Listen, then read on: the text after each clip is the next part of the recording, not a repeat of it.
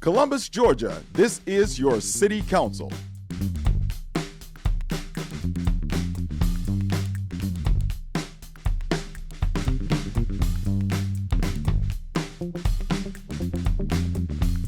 Mayor, Skip Henderson. City Manager, Isaiah Hughley. Pops Barnes, District 1. Glenn Davis, District 2. Bruce Huff, District 3. Toya Tucker, District 4. Charmaine Crabb, District 5. Gary Allen, Mayor Pro Tem and District 6. Joanne Kogel, District 7. Walker Garrett, District 8.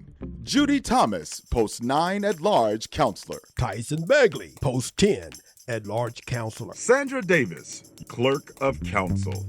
And City Attorney Clifton Fay. Columbus, Georgia, this is your City Council. Welcome to the May 23rd Columbus City Council meeting. We're delighted to have all of you here. Before we begin our business of the city, we will start our meetings as we always do, and that's by asking God's grace on these proceedings. So I'd like to ask Mr. Mike Powell, Pastor Mike Powell from Asbury Methodist Church, come forward. Welcome, sir. Chris, could you turn that light on for me, please, sir? Thank you. All heads bowed. Lord, thank you for our mayor, our city manager, our city council, our city attorney, our clerk of council, department heads, and all the great people that staff every department at every level in this city. Give them grace to bring truth, justice, and stability to our city. Give them power to do what is right. Father, your intention and desire is that our land prospers, so that we prosper, so that our community prospers. You desire this because you are a good Father who loves to bless his people. And Father, we thank you for your grace and goodness. May your face continually shine upon us so that your ways may be known in our communities. We praise you, God, and may all the people praise you. Then our Lord will yield its harvest. Lord, you will bless us. We give you our land, our homes, our labor, and our city. Look with favor upon our city. Protect our citizens and its leaders, and enrich our land so that we may be a blessing to others. We pray that you would be honored and lifted up in our community. These blessings and others we ask in your obedient Son's powerful name, Jesus. Amen. Amen. Pastor Powell, thank you, sir. We are grateful for your church loaning to you to us this evening. And I want to publicly thank you for all the many ways you get involved in this community. Everything from the Love Thy Neighbor event to hosting the jobs training workshops at your church. You're constantly trying to help improve the people outside those walls, not just the folks inside them. We recognize it and we appreciate it. Thank you. Thank you, Mayor. Yes, sir.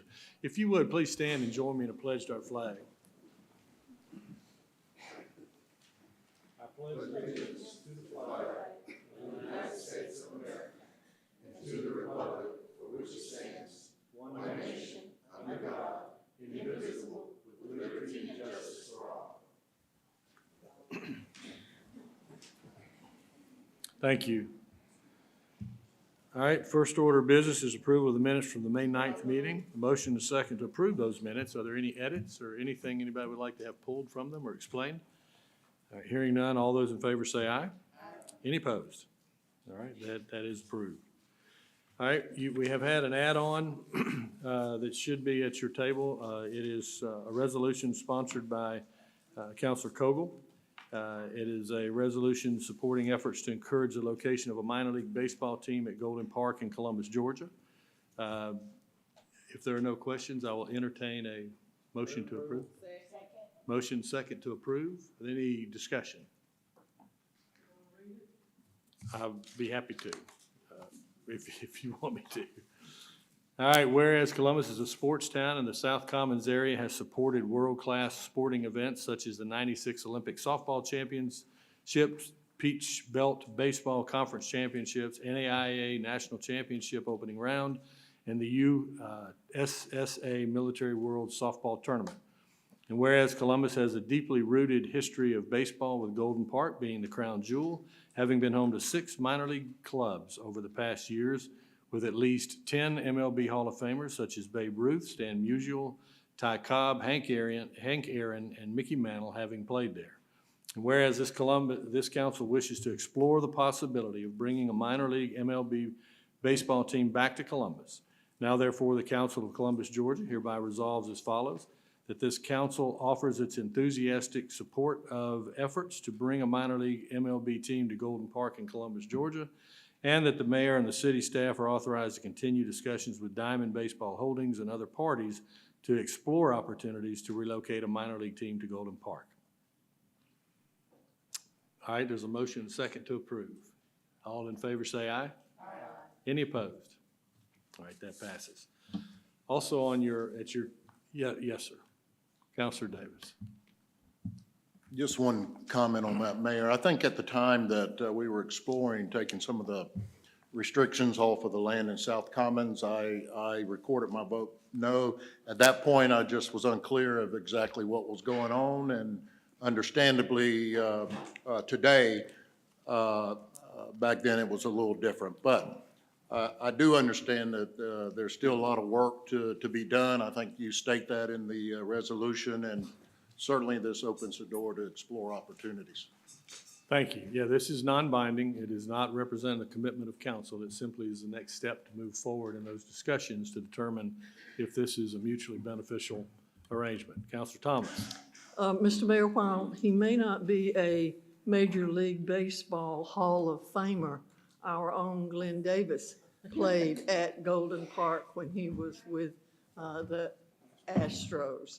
And so I think we need to recognize that today, as well as all these other folks who are major, in our eyes. Absolutely. He's a Major League Hall of Famer. And I don't know if you've seen the poster they gave out at one of the Glenn Davis days, where it had one of a tank or something next to him with his guns, matching then Fort Benning's guns. Yeah, so it's, no, we don't. It's more fun telling them on you. Thank you, Mr. Mayor. Thank you, ma'am. All right, also, I was going to mention, you have an excerpt from the charter, the revised charter, that outlines the creation of the Audit Oversight Committee. And I just wanted to put everybody on notice that at the next business meeting in June, we will complete those. We'll ask you for your nominations so that we can go ahead and put that in place and be ready to work for the new fiscal year. Okay? All right, and that wraps up my agenda. So we'll move to the city attorney's agenda. Mr. City Attorney? All right, thank you, Mayor. Got several business items on the list tonight. The first three are votes we need from the council. First one up is amending the Unified Development Ordinance to add private dog park as a special exception. It's ready for a vote. Okay, Counselor Kogel? Can we include in there the proximity to hotels and single-family residents in there? There is some concern on having dog parks too close to hotel areas and single-family residential periods, just from the noise. From a noise aspect, where people are sleeping at all hours of the day, especially at the hotel. So Any request is gonna come to this body for specific approval. It's as a special exception. Okay. So you can, yeah, if I can have a motion to add that, then. no, it's in the ordinance. Is it in the ordinance? in there. I'm sorry, I Yeah. wasn't at the They'll all last come to meeting. you as a special exception request, and then depending on the circumstances, y'all Okay. can vote yea or nay. Okay, that's fair. All right, Okay, so it's ready for a vote. all right. Motion and a second to approve. Is there any discussion? Hearing none, please cue for councilors to register their votes. Counselor Crabb? Yes. Counselor Crabb votes yes. All right. So that's approved. Okay. Next item is the vote at 9423 Macon Road and adjacent parcels. This is the Ray Wright petition. Motion second to approve item 2. Any discussion? All right, being no discussion, please cue the votes, and Counselor, please register your vote.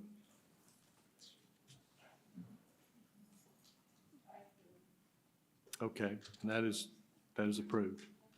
All right. That's passed. Mr. Gibson, thank you for being back here. Third item is the no fishing within the parameters of the wave Shaper Island that are covered on the map attached to this ordinance. And it's ready for a vote. All right, there's a motion and a second to approve item 3. Any discussion to that item? All right, please register. Counselors, you can enter your votes. That's approved. Okay, now we've got some zoning public hearings. First one up is property located at 5032 Milton Court, 11 and 15 Masterbuilt Court, going to light manufacturing. And it's recommended for approval. It's a Rainey petition. Is the applicant here tonight? Okay. We've got Ms. Braxton here. Any questions around the table? No, sir. All right, anybody in the audience want to be heard for or against the petition at Masterbuilt Court? Okay, we'll bring that back at the next. Well, we've got a consent agenda at the work session. Is that right, Clerk Davis? We're going to have a consent agenda next week, so we can bring it back then for a vote. That'll be next week at 9 o'clock. Okay, the next item is property at 6395 Salmon Road. It's going to amend the condition to remove the color requirement for planned unit development. Part of the property is PUD. There won't be a paint color requirement in that area. This is the Duncan petition. Is the applicant here? Okay. Any questions around the table? Oh, yes, I'm sorry. Mayor Pro Tem? Come on up, sir. Thank you, Mayor. I don't have a question. I just wanted to let council know that I've talked with Mr. Duncan, and I've met with the petitioner, and I'm okay with everything changes they're making out there. I did confirm with Mr. Duncan that the overlay that we put in several years ago will be maintained, except for on this piece of property here. One condition is being changed to allow them to develop this land. And did I say that right? You did. Okay. All right. So I just want to let council know that has been vetted from my viewpoint, and I'm okay with it. And I have not heard from any property owners in the area. So just wanted to let everyone know. Very good. All Thank you, right. sir. Let's see if anybody else in the audience. There's one hand in the back. Okay. Yes, you can come up one at a time, and you can speak to whatever condition or whatever you want. Did you want to be heard? Yeah. Come on up and give them your name and address, please, for the record, and then let them know your concern. Hey, hello, good evening, everyone. I'm Elrod Mason, lives at 6341 Shagbark Lane, in one of the new homes there. So in 2021, I bought this home hoping that my family would enjoy, our time here in Midland, Georgia, because it was the to-go place. And with the challenges that we've had initially with the developer, and then now to see the proposal that is about to come right next to my home, is challenging.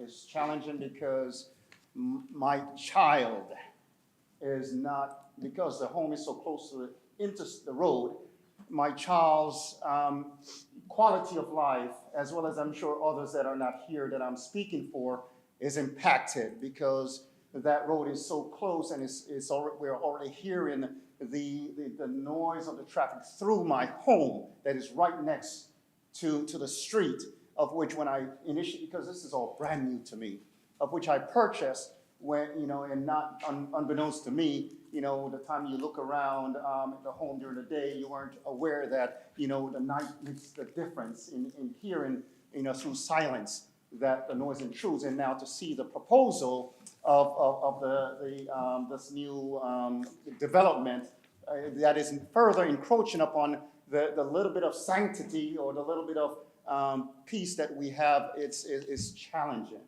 To see that we're losing the buffer that is, that has been established to even give us a little bit of a quiet is challenging, and my family is definitely going to suffer. And I'm sure there's all those that's here to speak on it. But again, I need consideration in that, that matters. If this would be your family that entrusted builders and real estate agents to put you in an environment that you can thrive or your family can thrive, would you like to have been placed in this environment?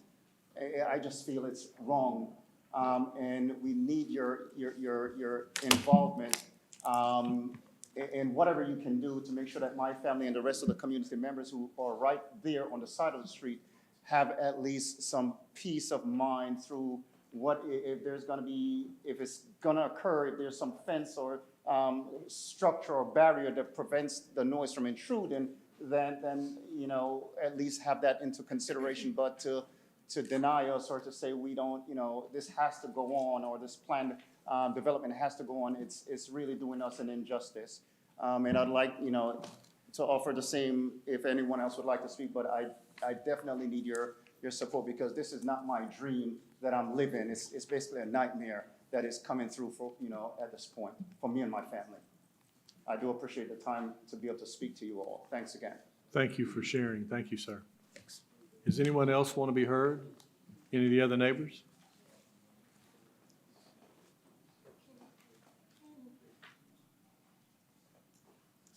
Excuse me, ma'am, just one second. Councilor Crabb? Can you restate what this ordinance change is about? Because I must have misheard it, because I thought it was removing a paint requirement, and I don't think that that's what is happening here. Well, I'm gonna let Mr. Johnson comment too, but the way I understand it, it's removing the condition that said the property had to adhere to the characteristics of the color site plan by High Grove Partners dated 2010. And that restriction will no longer apply to the planned unit development zoning. Is that correct? We'll come on up.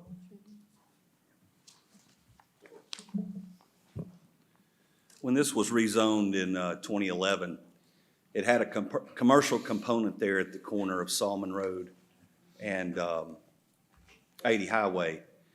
In their bubble plan, they put specific buildings in there, which is highly unusual for a planned unit development, instead of just showing it as commercial, with 25-foot buffers. What has tied this development to that site plan, that color site plan that the city attorney's referencing, is what's holding them to limitations. What we have proposed in the new ordinance is that condition number 2 stays, but then add to it that said color site plan shall not apply to the proposed PUD commercial area. And the reason why is because that is a vacant piece of property with no buffer. It would be better off falling under the Highway 80 overlay than the PUD. Under the PUD, they have to have a 25-foot buffer. Well, there's nothing planted there, and there's nothing that says they have to plant. So you could develop it commercially and have nothing but 25 feet of a field going back to the residential. The Highway 80 overlay, on the other hand, has design requirements, has parking requirements, has buffer requirements, and is a better alternative than what was done in 2011.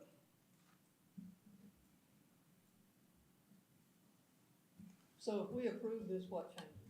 If you approve this, they no longer adhere to, I guess it's the orange part of the old site plan.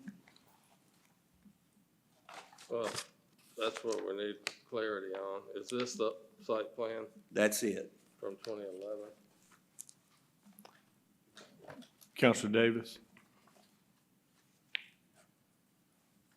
Oh, I didn't turn you on, did I? Sorry about that. Well, I don't know if the residents really are looking at this from a matter of, the land's already zoned. I mean, Yes. it's zoned. Yes. Okay, so somebody can come in there to do it today. What he's talking about is actually a better option for the residents. That's the way I'm hearing. It's a better option than what's on the table today. It helps the developer, but he applies under the new overlay district, which there are stringent requirements in the overlay districts. We've got, what, 4 overlays in Six town? or 4 or seven. 5? 6 or 7. Right, and the reason we put them in there was because we knew development was gonna come on these major throughways and areas, and we put them in there to protect residents and allow for better developments.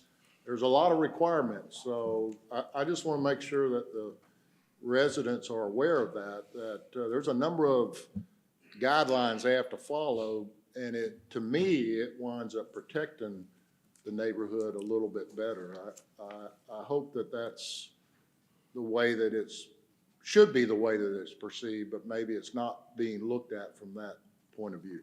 Well, and one other thing I'll add is under a PUD, a commercial component under a PUD is neighborhood commercial uses. General commercial uses are not allowed.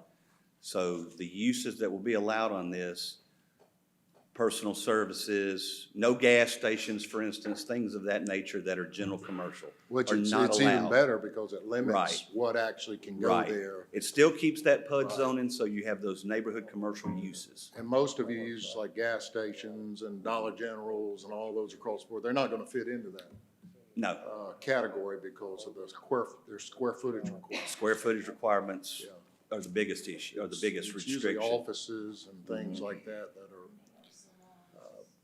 maybe A 9 coffee to 5. shop, et nail cetera. salon, hairdresser. Mayor Pro Tem? Thank you. I appreciate Counselor Davis explaining that. And that the thing that I was told to me about ideas for adding these in would be neighborhood-friendly environment, no liquor stores, that would be a restaurant, a light restaurant, that kind of thing in there. They're going to build 3 buildings in phases, so it's not going to be just overnight something thrown up. There is a buffer required on the plat that and I want to make sure that I'm right on this. This plat is being amended to this ordinance, this rezoning ordinance, the plat that they've submitted. Is that correct? Well, There's a plat in the plan that we have with 3 buildings on it. Are you aware of? that was the 2011 site plan, I think. Well, there's an No, additional. you're talking about an actual plat. Well, a plat.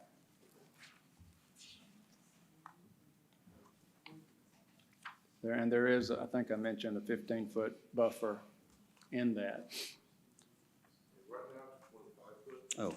They're offering a 15-foot behind it and a 10-foot to the side of it, where there is existing fence already there on the 2 sides. And we fully. Sir, if you come to the microphone so that's okay, I appreciate it. The current PUD has a 25-foot buffer with no real restriction to what we can do. And looking at your typical buffers in a typical commercial neighborhood, even though this is the PUD not, you have a level of landscaping and fences that you have to do, and we want to move to that, something close to that nature. We wish the people buying the land and developing used to live in this area, part of town, and moved into town further because there were no amenities out there for them with the kids and such. They want to bring things to the community that would be there for the neighbors. And they do respect the sound dishes and such, so we will be buffing up the landscaping and such along that buffer to try and help. Could I get you to state your name? I apologize. I'm sorry, It's my for name the is record. Harlan Price. I am local architect here in town. I'll be the architect of record for the project. Thank you. Sure. Okay, so I got a couple of questions regarding the buffer. Sure. Is the plat that's shown here with 3 buildings on it? Yes. Is that the plat that you're gonna be utilizing? Yes. Okay, and explain again about the buffer. Currently, what you're asking us to change is the plan as it stands has a 25-foot buffer? Yes. All the way on the 3 We sides? want to reduce the back buffer to 15 feet and the side buffer towards neighborhood to a 10-foot buffer. And we intend to work with the planning and such and inspections to put whatever buffer the city would like us to do in there. They just know we want a restaurant in there, which requires a little more parking than a typical other thing might need.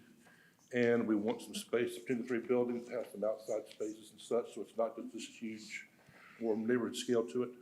And to do so, we kind of want to stretch it out and kind of maximize square footage to provide those things for the neighborhood. So we're reducing the buffer on the back side by 10 feet, on the side by 15 feet. But we'll do a lot of additional landscaping and such to go along with the fencing that's already there to help the sound issues. Okay, will the design be to architectural standards? Of course. Okay. My assumption is we're following the overlay district standards and the typical city development standards, so yes. Okay. And plus whatever's already in the PUD for design standards as well. All right. All right, thank you. Yes, sir. Counselor Thomas. Mr. Mayor, I have a question for Mr. Johnson and then perhaps an amendment to this. If we amend this to say that the color site plan shall not apply, but however, the Highway 80 plan will apply, does that meet what he needs and what these neighbors need? Well, I mean. Should we add the plot? You the plot can. Site plan? You can add the overlay, but I mean, they're tied to it, period. I'm sorry? They're tied to the overlay, period. But So not they're by the gonna have, ordinance. they will have to do it. They're not tied by the ordinance, is that right? Not this ordinance, but by the UDO, they are. Well, Mr. Mayor, just for clarity, I would like to add an amendment that says that the overlay will apply to this, in addition to the color site plan, that the overlay plan will also apply. Okay, that's a motion to add that condition. There's been a second. Any questions or any comments? All right, all in favor say aye. Aye. Any opposed? All right, that condition will be added. Is this a Highway 80 overlay district? Yeah. So we'll add something very similar to this, provided however, the proposed PUD commercial area shall meet the requirements of the Highway 80 overlay district. But I mean, you can still leave it in there for the rest of the development. But what we put in there specifically excludes the commercial portion of the PUD from the 25 feet and the 12,000 square feet. So we want to make sure that's clear. And then the overlay applies. And one thing, just to clarify, Councilor Allen, under that 25 feet that is shown now, there's no requirement to plant it. So it could just be 25 feet of grass or hay or whatever's naturally growing. But under the overlay, even if they're reducing it to 15 feet, has to be planted and fenced. Okay, Counselor Craft. I was going to ask about the reduction in the buffer. It looks as though they're putting a parking lot all the way around the buildings. And I was wondering if that parking lot was being used as a buffer, but you kind of just answered my question. But in a way, there's the planted buffer, and then there's the buffer of the parking lot too, between the planted buffer and the parking lot before you get to the building. Yeah, Is that this has correct? always been just a small field, and at one time it was even a bar pit. So there's no vegetation except along the property line. There's some oaks and things that you can see from 80 Highway. But like I said, they would not have to plant anything under this current ordinance. Okay, and then they will under They will under the next one. overlay, yes. So it will give it a more of a noise buffer. Yes. Okay, thank you. All right, Counselor Huff? On the buffer part, what is it goes from 25 feet to what? It's going from 25 to 15, but that 15 will have to be planted. That 25 does not. Okay, so. That's the big difference here. So in what we're doing now, would this reduce any of the noise for the neighbors? You're giving them a buffer now, an actual real buffer. Okay, thank you. All right. Doesn't appear to be any more questions from council. Okay. Let's see if Ma'am, would you- anybody else. Yeah, ma'am, would you like to make a comment? And if you would, give your name and your address, please. My name is Sonia Canterbury, and I live at 7660 Catkin Commons. Thank you. So I'm on the other side of the street where the park goes through. But those people who live directly across from me, their backyards go right up to that fence. And that's where the parking is, correct? So, and they have very short driveways in the back, so they're not going to be able to sit on their porches or patios without constant traffic going in and out. We wanted restrictions on what they can have in that area. We had a list of things that couldn't be on the general commercial side. And that area was told to us that it had to comply with the overlay and that it couldn't have a flat roof and it couldn't have this and that, and it had to have shrubbery that was 2.5 feet and da-da-da. And it's not there. It's a flat roof. It's a Family Dollar. So I'm not sure I understand all that. Now, I've read the 2038 plan and all that stuff, and that includes those overlays and the entry to the neighborhood. Is that correct? I can't remember what that particular overlay.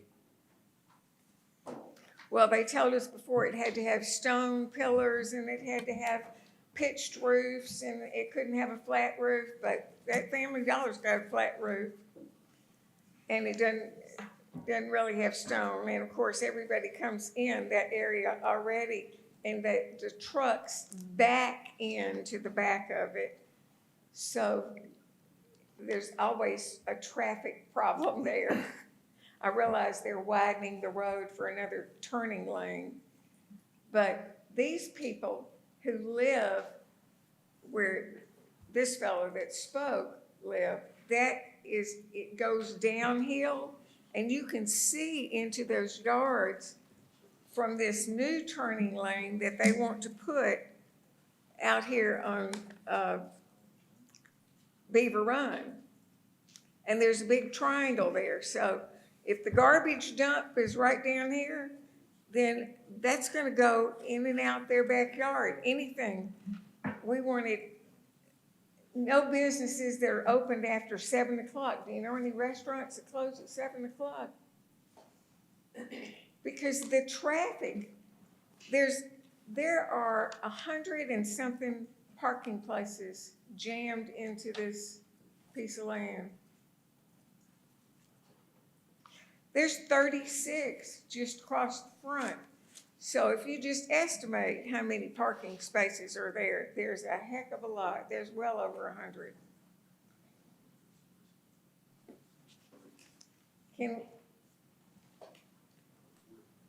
I talked to Mr. Renfro about getting a list again, and he told me, of course, we needed a list.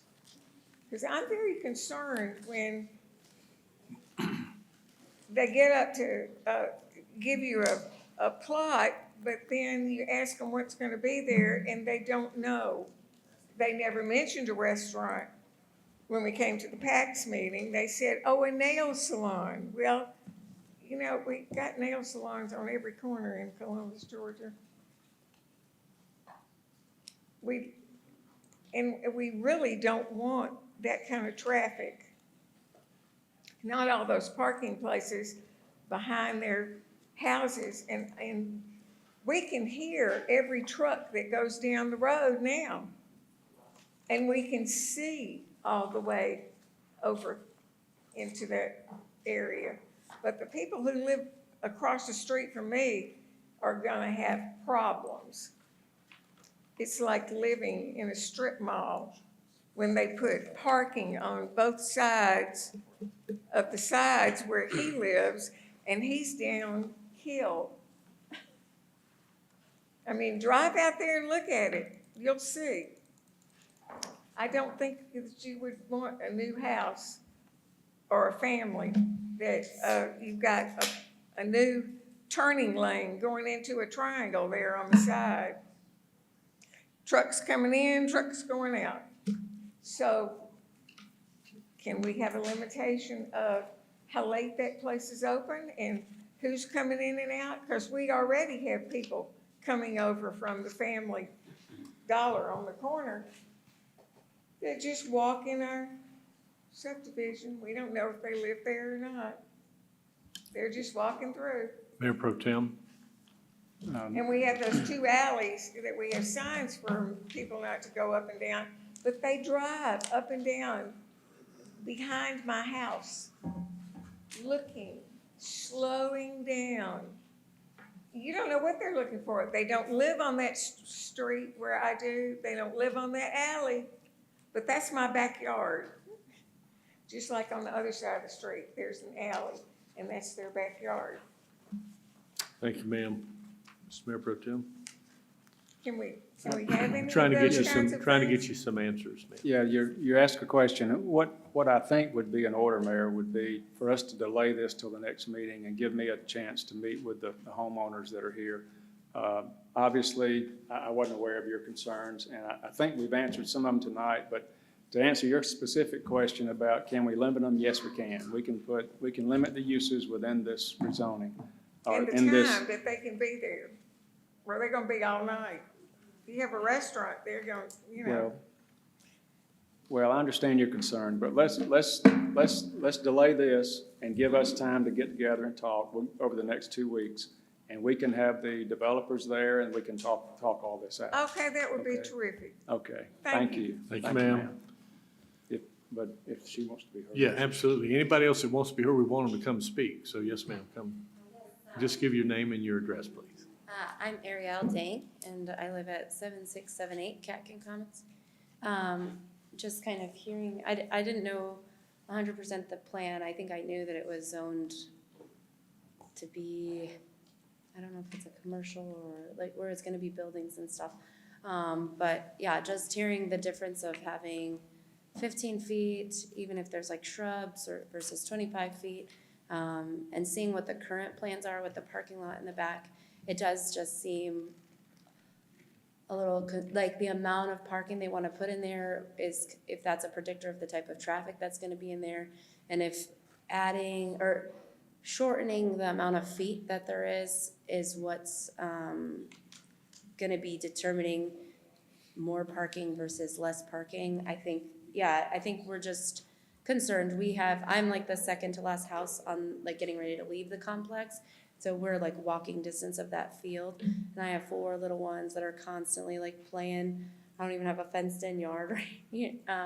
And so, yeah, there's just concern about the amount of traffic, what kind of traffic's gonna be in there, how close, to me, having 15 feet with shrubs versus the 25 feet, I don't know if we can have the 25 feet and request the shrubs or, I think we're all just a little bit concerned. We just want to be wise and request as much protection as we can, because we have little kids and stuff and, in the area. And, yeah, so I think the suggestion to meet again and discuss, I guess, the plans would, I think we would all be interested in that. Yes, ma'am. Thank you, because council's heard your concerns, and your counselor for that district is going to move for a delay and see if we can't get you some more information. Thank you. Thank you. Counselor Davis, hang on, get to you. Yeah, Mayor, I just want to reiterate, I know the kind lady that came up here before, I think she might have mentioned general commercial. It's neighborhood commercial now. So when you look at the uses, look under neighborhood commercials, because it takes a lot of the stuff that you're concerned about out of the picture. So neighborhood commercial is the category to look at, the specific uses. Okay. All right, I think Ms. Pro Tem was interested in delaying first reading. We've got one amendment. We'll bring it back, but not until the second Tuesday, I think. Is that right, Clerk Davis? Second Tuesday in June. It'll again be on first reading, subject to further amendment, prohibited uses, or whatever the consensus of the neighbors and council is, so. Okay. June 13th at 9 o'clock. It'll be back then. Okay. All right. Thank y'all all for coming. Thank you. Thank you, sir.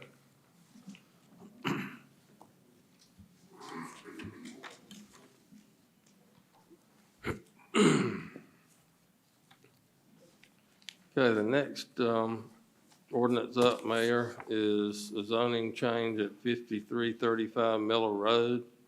It's a Heightson petition.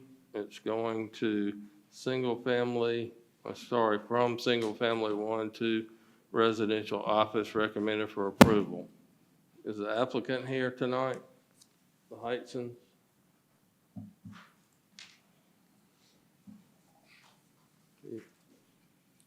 Okay. Anyone here from Faith Tabernacle Church? Well, in the past, we've delayed that until the next meeting if the petitioner wasn't here, Mayor. You want to just bring it back? Yeah, let's just bring it back on the 13th. I don't know if there's anybody here. Okay. Is anybody here for or against the petition at Miller Road? Okay, don't see anybody. That'll come back in June. All right. We've got one resolution that's listed, but it's going to be delayed until market conditions improve. Mayor, that's the Hospital Authority of Columbus bond resolution. We will delay that matter, the request of all the parties. Okay. Our last item is a resolution rescinding prior resolutions granting land in the East Commons to the railroad companies for depot purposes. Those depot purposes and uses have ceased to our understanding here in the council chambers and the city attorney's office, and research we've had done on that. But this resolution is ready for adoption. Motion and second to approve. Any discussion? Counselor Davis? Yeah, Mayor, I know the resolution's kind of limited, but I just want to say, I just want the citizens to know that it's kind of been determined, or what we were being told, that, that the city owns that property, and right now we're trying to get a clear understanding of that. There's a lot of value there, and if the citizens do own it, then, certainly they are to have a say in it, and if anything, if it's being used, then rightfully the question comes up at what price? And that needs to be determined, and I think this is the way to go about it. And I think there's been a number of requests over the years about this specific piece of property, and various questions, but I think it's been determined legally that that there's some ownership concerns there. So hopefully we'll be able to determine that out as we move forward. All right, thank you. All right, there's a motion second. Any other discussion? Councilor Begley? I agree with everything that's being said. I think just as a process, if we could delay this some, just to give us more chance to have a conversation so that it's clear that we've tried to leverage all of our relationships we can before passing this. So I agree we may need to take this action if we can just delay it to allow us some more time to have discussions. Is that a motion, sir? That is a motion. All right. There's a motion to delay this item. For what amount of time? 1 month. 1 month. All right, there's a motion to delay it for 1 month. Any discussion today? Is there a second? All right, I don't hear a second.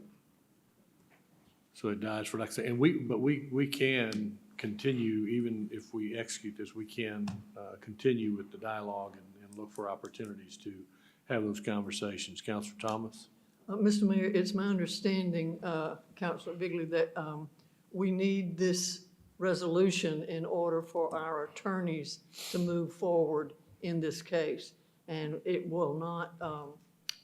This won't prohibit any discussions whatsoever, but this is the first step in possibly repurposing part of the rail yard. But, you know, it's no longer used for depot purposes, but the passage of this item will not prohibit or preclude any discussions. Okay, Councilor Davis.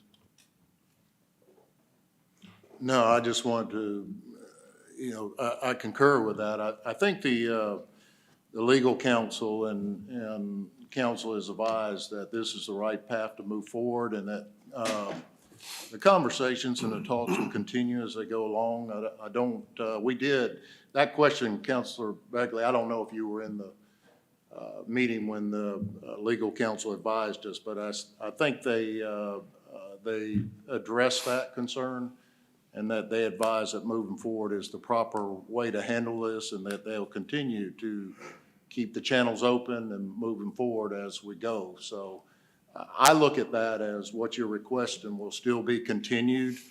And in order to get to the next step, then, you know, this is the proper advisement that we've been given to move forward. Councilor Bigley? I understand everyone's points. Yes, it does not preclude it, conversations from happening. Just in my experience, people are much more friendly to have a conversation when there's less lawyers involved. That was just my experience, and I feel like it's been around for several years. I figured if 1 more month wouldn't hurt anything. All right. We have a motion second to approve the resolution, item number 8. Any further discussion? All right, if you can cue that, can't you, Chris?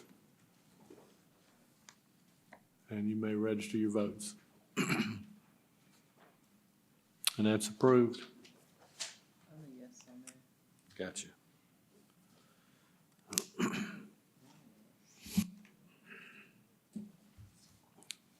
Anything else, Mr. City Attorney? Yeah, Mayor Pro Tem's out of the room.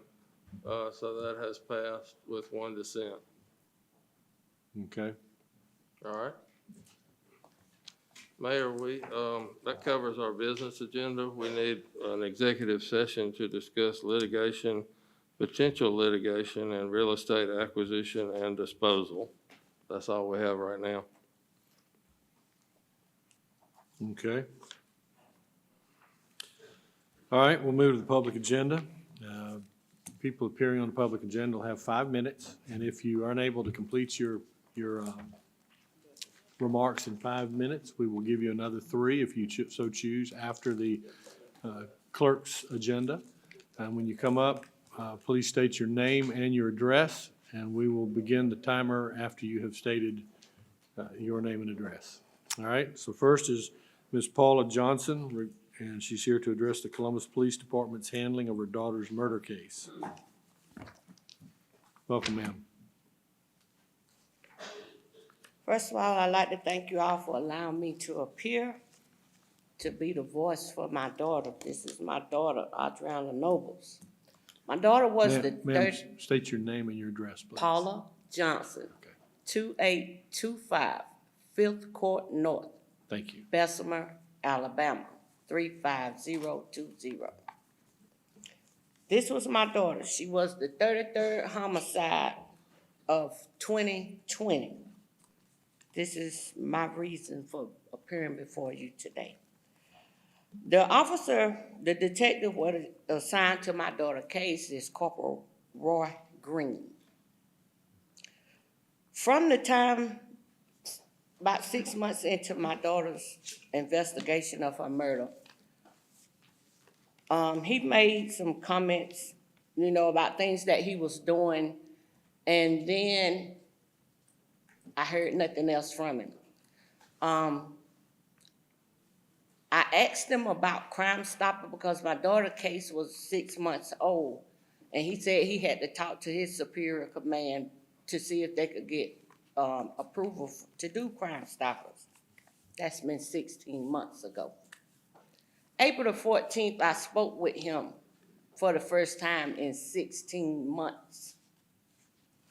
He only called because I called Sergeant Baker, his commanding officer, and told her that I had not heard anything from Corporal Roy Green in 16 months regarding my daughter's case. This has been since early part 2021. I don't feel like Corporal Green is giving my daughter's case the attention it needed. All I asked was for you to initiate some type of public presence. Don't let her name go dead as she is dead. Let people know that you still need help solving her murder. She was my child. Her voice was taken away, but mine is not. And once I talked to Sergeant Baker and told Sergeant Baker that I was gonna write every Georgia official in the state of Georgia until I could get somebody to hear me, because Corporal Roy Green doesn't hear me. That is when he called. To my understanding at this point, Lieutenant Losey denied the request 16 months ago. I didn't even know that till April 14, 2023, that he denied it. I need help. My family needs justice. My daughter mattered to us. My daughter died 4 days after her 31st birthday, 2 blocks from here. Corner of Fern Street, Briarwood Avenue. Shot down in the street. I don't live local, so I can't be at the police department. All I have is email and phone calls. Corporal Green does not reply. If he is not the one to take this case where it needs to be, I need somebody else working on my daughter's case. She deserves justice. This family deserves, it will never be closure, but we deserve comfort in knowing that someone is going to help us get justice for my child. She was my only daughter. I birthed 2 children in the world and adopted 1. And the little one I adopted, she brought him home with her when he was 13 months old. He'll be 20 years old June 6th. He's a high school graduate. We want justice. Corporal Roy Green is not the man for the job, because if you can't talk to a mom in 16 months, email, text, anything to show that you doing something. Sergeant Baker replies to my messages. Why can't you? Sergeant Baker is not the investigating officer. You are. I asked for Crime Stoppers. I'm here again to ask for Crime Stoppers to get her face in public eye, where somebody knows something. But if it's not being spoken about, how can we solve it? Justice for Audrey. Ma'am, we're sorry about your loss, and I can tell you that the police department and the investigators work a lot of cases, and they typically do an exceptional job. Crime Stoppers had lapsed, and it is just in the process of being brought back and refunded. So that may end up being an avenue that can be used to try to get somebody that might have seen something. So thank you. Thank you, sir. Counselor Tucker? I just wanted to tell Ms. Johnson my sincere condolences. I actually know her family. Thank you for coming down from Bessemer to speak to us in reference to this. Mayor, I'm not sure how Crime Stoppers work. What would you suggest that she do once we get it up and running? Well, it's in the process of being recreated because it was not functioning. Well, I shouldn't say that. There were some people that feel like it wasn't operating in a manner that they thought would be most advantageous to the police department to help them out. So I think the first thing right now is let us get that board back in place. The Director of Crime Prevention is working on that right now. And once they get that done, this council, this last budget hearing, we appropriated $25,000 as seed money to begin to go back out to the community and ask them to help us with a reserve so that we can use that to identify people who may have heard something or seen something. So I would just ask you to be patient just a little bit longer while we get that up and running again, and you'll know it when we get it back done. And then I'm not sure, Ms. Johnson, are you here tomorrow or you headed back home?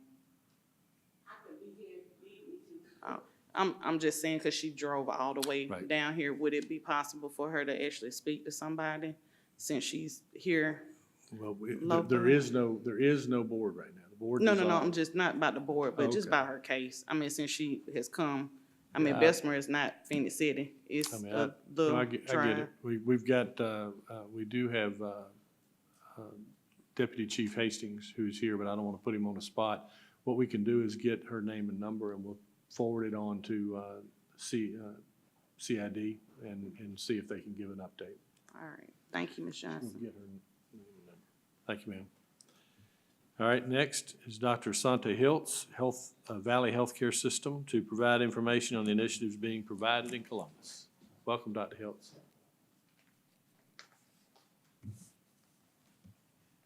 Good evening, everyone. I am Asante Hiltz, and I'm representing Valley Healthcare System located at 1600 Fort Benning Road. I do have a slide presentation to share with the council members. Thank you for allowing me to speak tonight. We wanted to share with you tonight our strategies for implementing a way to increase access to healthcare in Columbus, Georgia for our residents. And as you all know, Valley Healthcare System has been providing comprehensive medical services that include family medicine, dental, pediatrics, pharmacy, women's health, behavioral health, vision, and outreach and translation services. But tonight we wanted to ensure that you are aware for your residents of the three strategies that we have recently implemented. And the first one is with respect to our pharmacy services. We do have free pharmacy delivery and mail order services now available to the residents. So we deliver, so our pharmacy is more accessible to our residents. The second thing is the promotion that we will pick you up, because we understand that a lot of our residents do not have transportation to access medical services. So we now have implemented free transportation services to any appointment or any services that we offer. Again, comprehensive medical services inclusive of pediatrics, women's health, and behavioral health and vision services. And the next strategy is that we will come to you. We have currently implemented 2 mobile units, a medical mobile unit and a dental mobile unit, that we have been working with partners in the community to bring the mobile units to faith-based organizations, to churches, community sites, community centers. So we want the public and your residents to understand that those mobile units can be scheduled to come out to any community event to make healthcare more accessible on demand. And then lastly, we have partnered with the Food Mill here in Columbus to offer some nutrition education services free of charge to any resident. We'll be starting the first class on June 2nd, and on our website at valleyhealthcolumbus.com, you can register for free cooking and nutrition classes.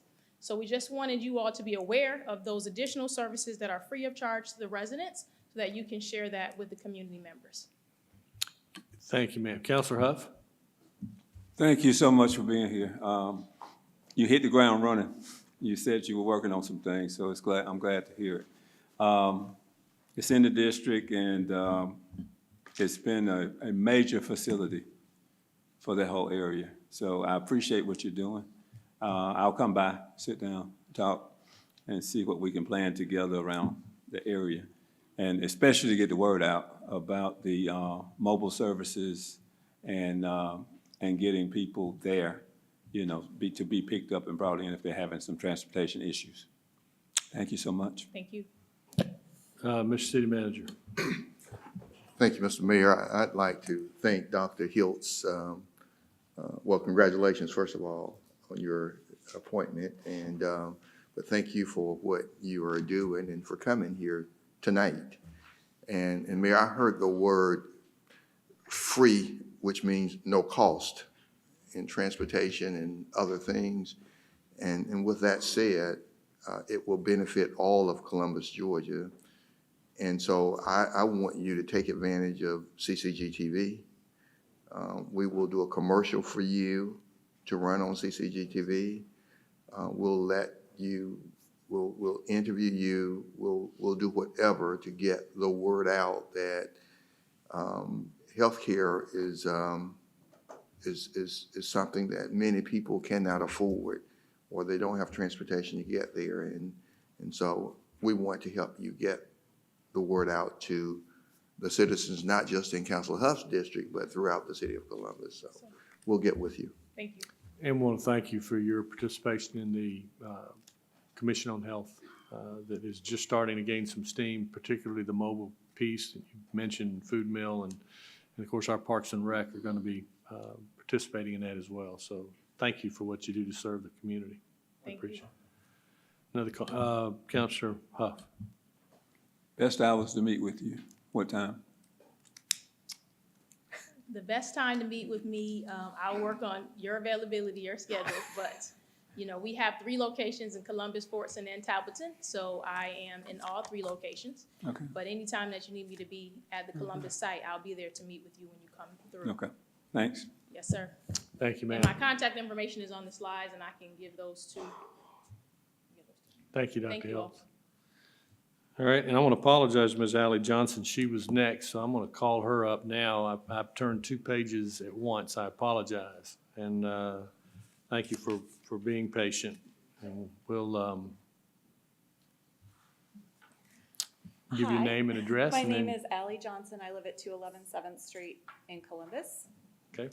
in the 7th District. And I have, over the years, fostered many dogs who came from Columbus Animal Care and Control. Right now, I've got a very sweet boxer mix named 80 with me, who is Lady at the shelter, through local rescues. And thanks for letting me speak to you today. I would like to ask you to help make Columbus a truly pet-friendly city by passing a resolution to call for CACC to be a no-kill shelter. Being no-kill means that animals are not killed for space, they're not killed for being shy or being scared or jumping up in their kennels too high or having a treatable injury or illness.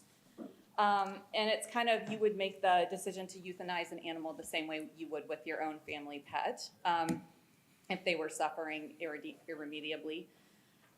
There are many places across the country, from tiny towns to large cities, that have adopted a no-kill model with success. They are saving lives, creating positive economic impact, and generating goodwill and positive publicity. And I wanted to mention, there's places like Taft, Texas, which is a population of 2,818, where one woman took over the local animal control with no money or volunteers.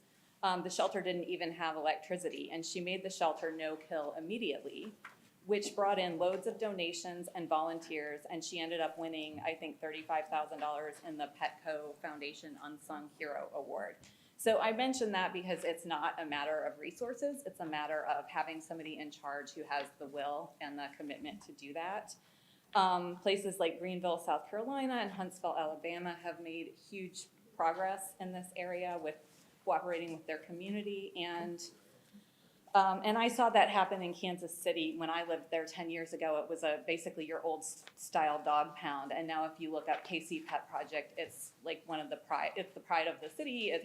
They partner with Kansas City Chiefs. It's a really amazing program that brings a ton of good publicity to Kansas City. So, and the reason that I'm coming here today is because there has been a sharp increase in killing for space that has been happening at CACC in the past few months.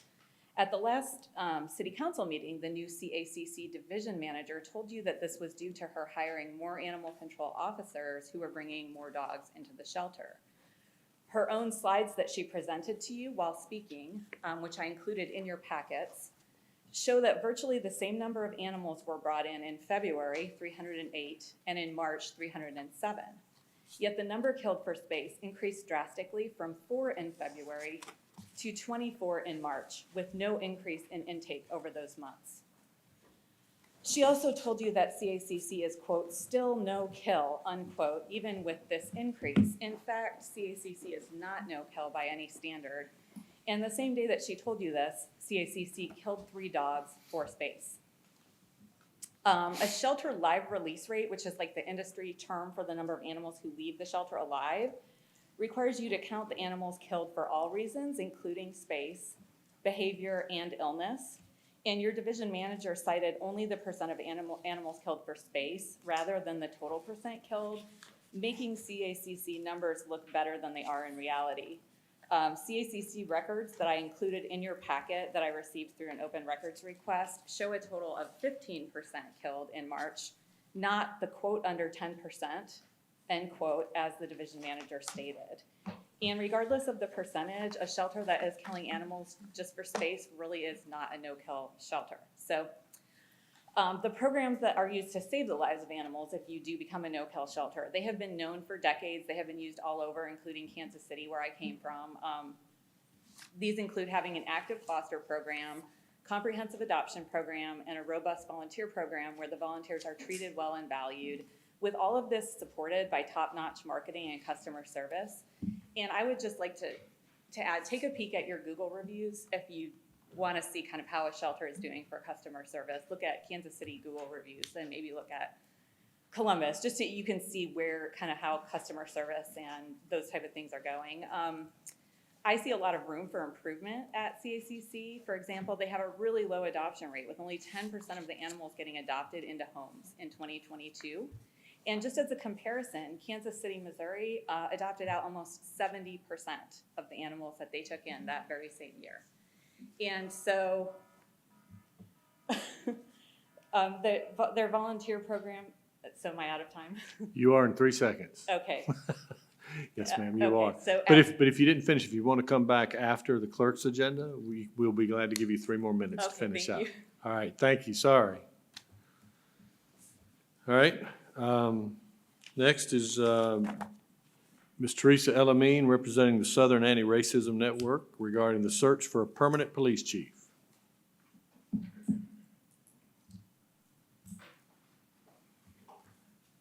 Good evening, Mr. Mayor, council members. First of all, name, Yeah. Teresa Elamine, 6363 Flat Rock Road. Congratulations, Mr. Mayor, on hiring a police chief within a week of a police chief retiring. What a surprise. Didn't see that coming. Chief Boren was on the job for 16 years. He was an assistant chief before he became chief. It's a kind of natural trajectory to kind of go from assistant chief to chief, I think, in lots of places. There are 3,895 police chiefs in the United States. Interestingly enough, only 8% of them are women. A real shock, a real shock. And to cut to the chase, I just want to urge you, do not waste any money on searching for a police chief.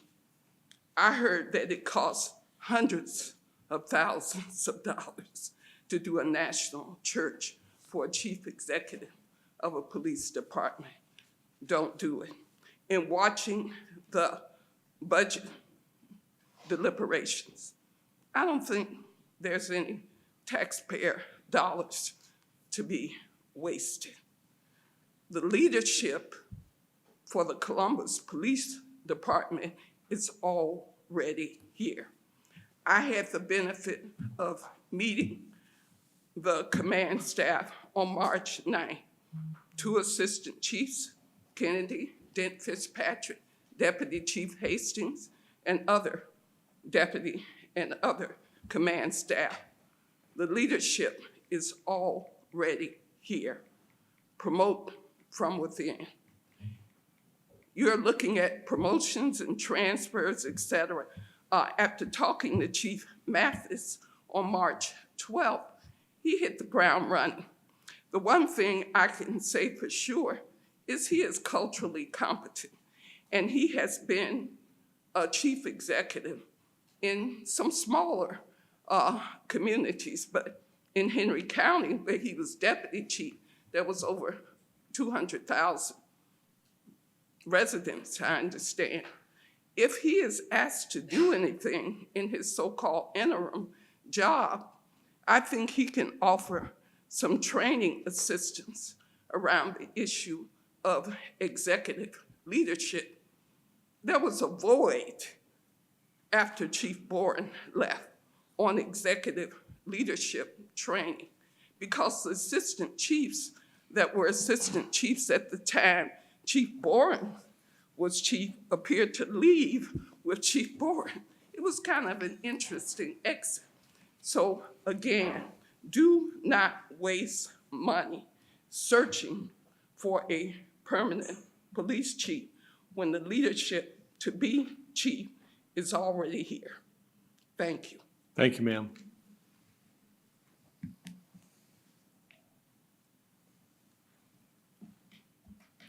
All right, next is Mr. Rickett Carter, Senior, regarding saving lives of citizens of Columbus, Georgia by bringing awareness to the problems.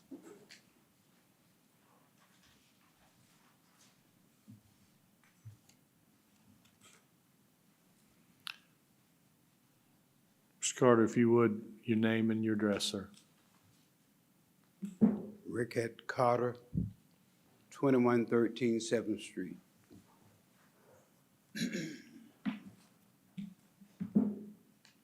I came here today hoping that some of the things I may say may help some of the killings and the assaults here in Columbus, Georgia. We've had now, just over the past weekend, a 14-year-old child was killed,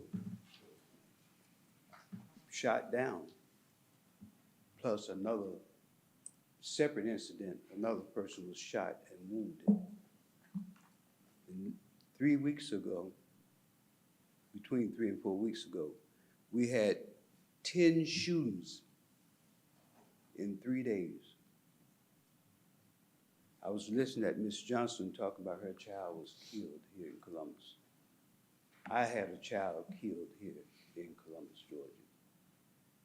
See, something needs to be done. Our neighborhoods has no police presence, no patrol, and if there's no accountability, this problem only gonna get worse. We as the citizens of Columbus, Georgia, we deserve better. Our police department, they could do better. But then these men here, they have a very dangerous job. And in order for them to do their job, they have to have someone with leadership ability. Now, I come before this council today in order for you all to tell the citizen, what are we gonna do about this problem?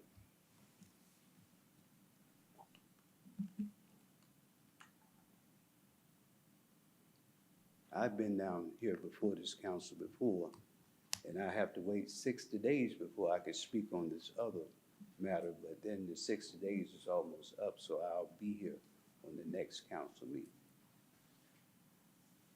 But we're gonna have to do something about the crime, the violent crimes, and the murder in the city.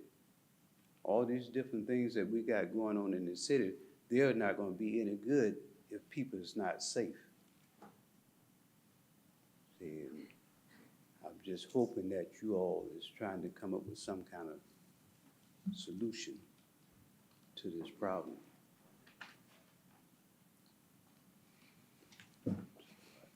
That's what I wanted to say today, that the citizens of Columbus, we deserve better. Yeah.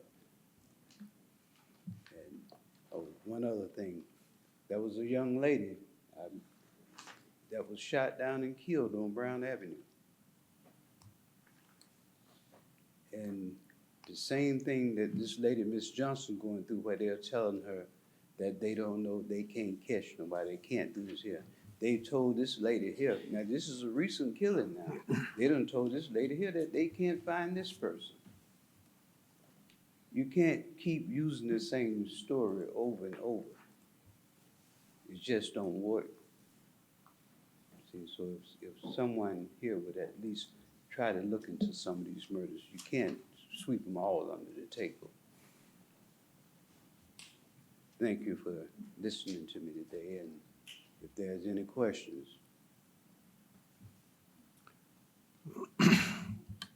Counselor Hoff. Yeah, Mr. Carter, thank you for coming. Thank you. Every time I see you, I tell you thank you or I smile. Yeah. Just for being concerned. You have been eyes and ears in your neighborhood over the years. Want you to know that you are appreciated. And we are talking, we are working on some things and trying to get things together to make Columbus a safer place to be. So don't give up on us and don't stop coming. Okay. Okay? All right, thanks, I appreciate you. Okay. Anyone else? I think that's it, Mr. Carter. Thank you, sir. Okay. I'll see you next time. Yes, sir.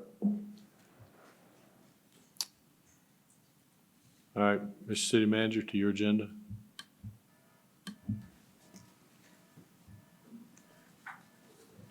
Mr. Mayor, first on my agenda is the 2023 Young Game Changers Host City Sponsorships Donations.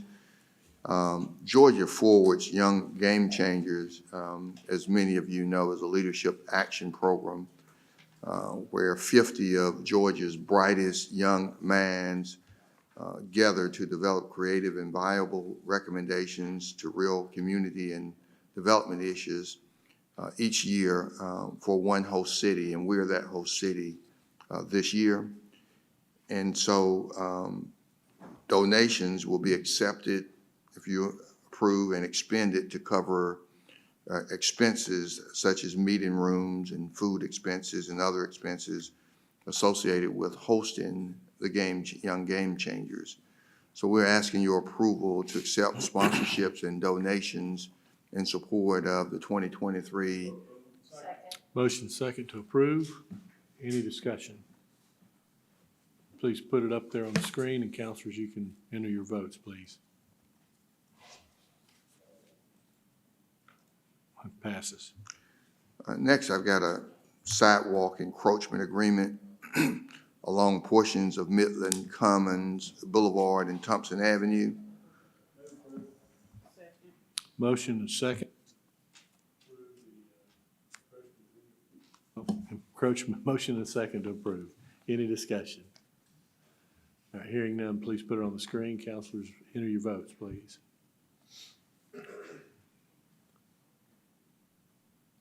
That passes. So I've got another sidewalk encroachment agreement easement with Piedmont Children's Hospital.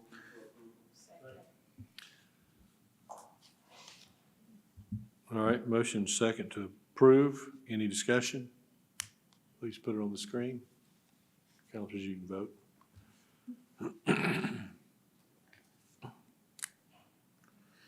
And let me just mention on this one, Mayor, that our engineering department received a request from representatives of Piedmont Columbus Regional Children's Hospital.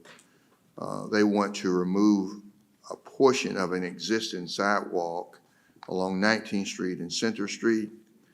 The designer has a desire to make the sidewalk more attractive and common for children, guests visiting the hospital. And so the sidewalk will be a serpentine walkway, including structural components known as moon gates. The moon gates will be circular in nature and include lighting. And of course, there's no financial obligation to the city, but I want you to know that this is about children. And I thought it was just exceptional that they would remove a sidewalk that we put in and do something special that will be common and beneficial to children. Next, I've got Metro fiscal year 24, section 5307 and 5339 grant applications for capital and planning assistance. One is $2.4 million, or $2.5 million, I should say, and the second is $273,000, or the amount awarded, and our match is 20%, and it's used for capital and planning opportunities. And again, the local match is 20%, and we're asking your approval. There's a motion to approve. Is there a second? All right, motion and second. Any discussion? Please. That was just number 4. No, just number 4. There were 2 listed. All right, please put it on the screen, and councilors, you can enter your votes, please. And that's approved. And of course, I've said to you, I keep bringing grants from Metra, and they've been very successful, and we are working to put on our website where we apply for each of these grants and kind of a status were received or not received in total, so that I think you all requested that. But here's another grant. It's $1 million. Excuse me, Mr. City Manager. Oh, it can wait. Go ahead. Continue. Okay. So the next one is American Rescue Plan Act stimulus grant for $1,764,000, and there is no match. And so Metra was allotted this money, and we need to be able to receive it. And they'll use this money for capital and bus simulators to help train the drivers to drive buses, get their CDL and so forth. But there's no match to this grant.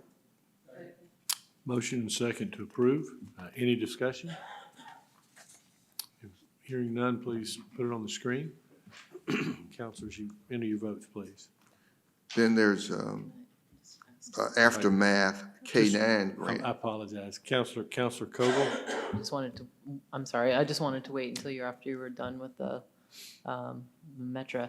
But while we're on the topic of the ARP grants, can we get an update maybe by the next council meeting or sometime in June on what the status is on the ARP grants? Sure. I'm still getting a lot of calls, and I think a lot of our counselors are. We- It's been a couple months since we've had an update. Yeah, we can certainly bring an update, and I can tell you that the movement has started. I've been signing those for the last several days. Okay. They are coming through out of the finance office now to my office for signature, and so in fact, I signed some today. Okay. I signed some yesterday. I signed some Friday, so there is movement. Yeah. Now. Thank you. Councilor Tucker. Yes, city manager, I was virtual, during the last. Whoop, hit your light again. I'm sorry. Yeah, during the last budget review session, and I heard a lot of talk in reference to a grant department, and actually I was like sharing some information regarding, I think, Gwinnett's grant department and, some other, metropolitan, Metro Atlanta grant departments. What I did want, I know originally we had a temporary position for someone to manage our grants, I think, for ARPA. For ARPA, Yeah, yes. and it didn't work out. Well, we still have, the person, they. I know, I think the person got pregnant, or Yeah, had a baby. I didn't wanna know you say, didn't wanna say, yeah, but yeah, hey, full okay. disclosure. And the only reason why I was mentioning this, because when you look at the projects, like almost each project had, at least probably about 250, 150 or so. And I was thinking if we had more of, I guess, like a temp grant department to manage the ARPA, we would probably have, more funding to do more projects instead of having that line item within the grant, Yeah, it's within the ARPA. That's right, it comes out of for that, us. yeah. And then it'll give somebody a job. I Yeah. mean, multiple people some jobs instead of Yeah, doing that. And with us having until December 31st, 2026 to spend that money, we could kind of use them for other grant management as well. yeah, So just a thought. yeah. It was kind of hard, and I'm sorry, Miss Sandra, for texting so much, but thank you. Yeah. Counselor Huff? Yeah, Mr. City Manager, I just want to make sure I understood to let them know that it's processing through your office now, and it could be anytime between now and next month.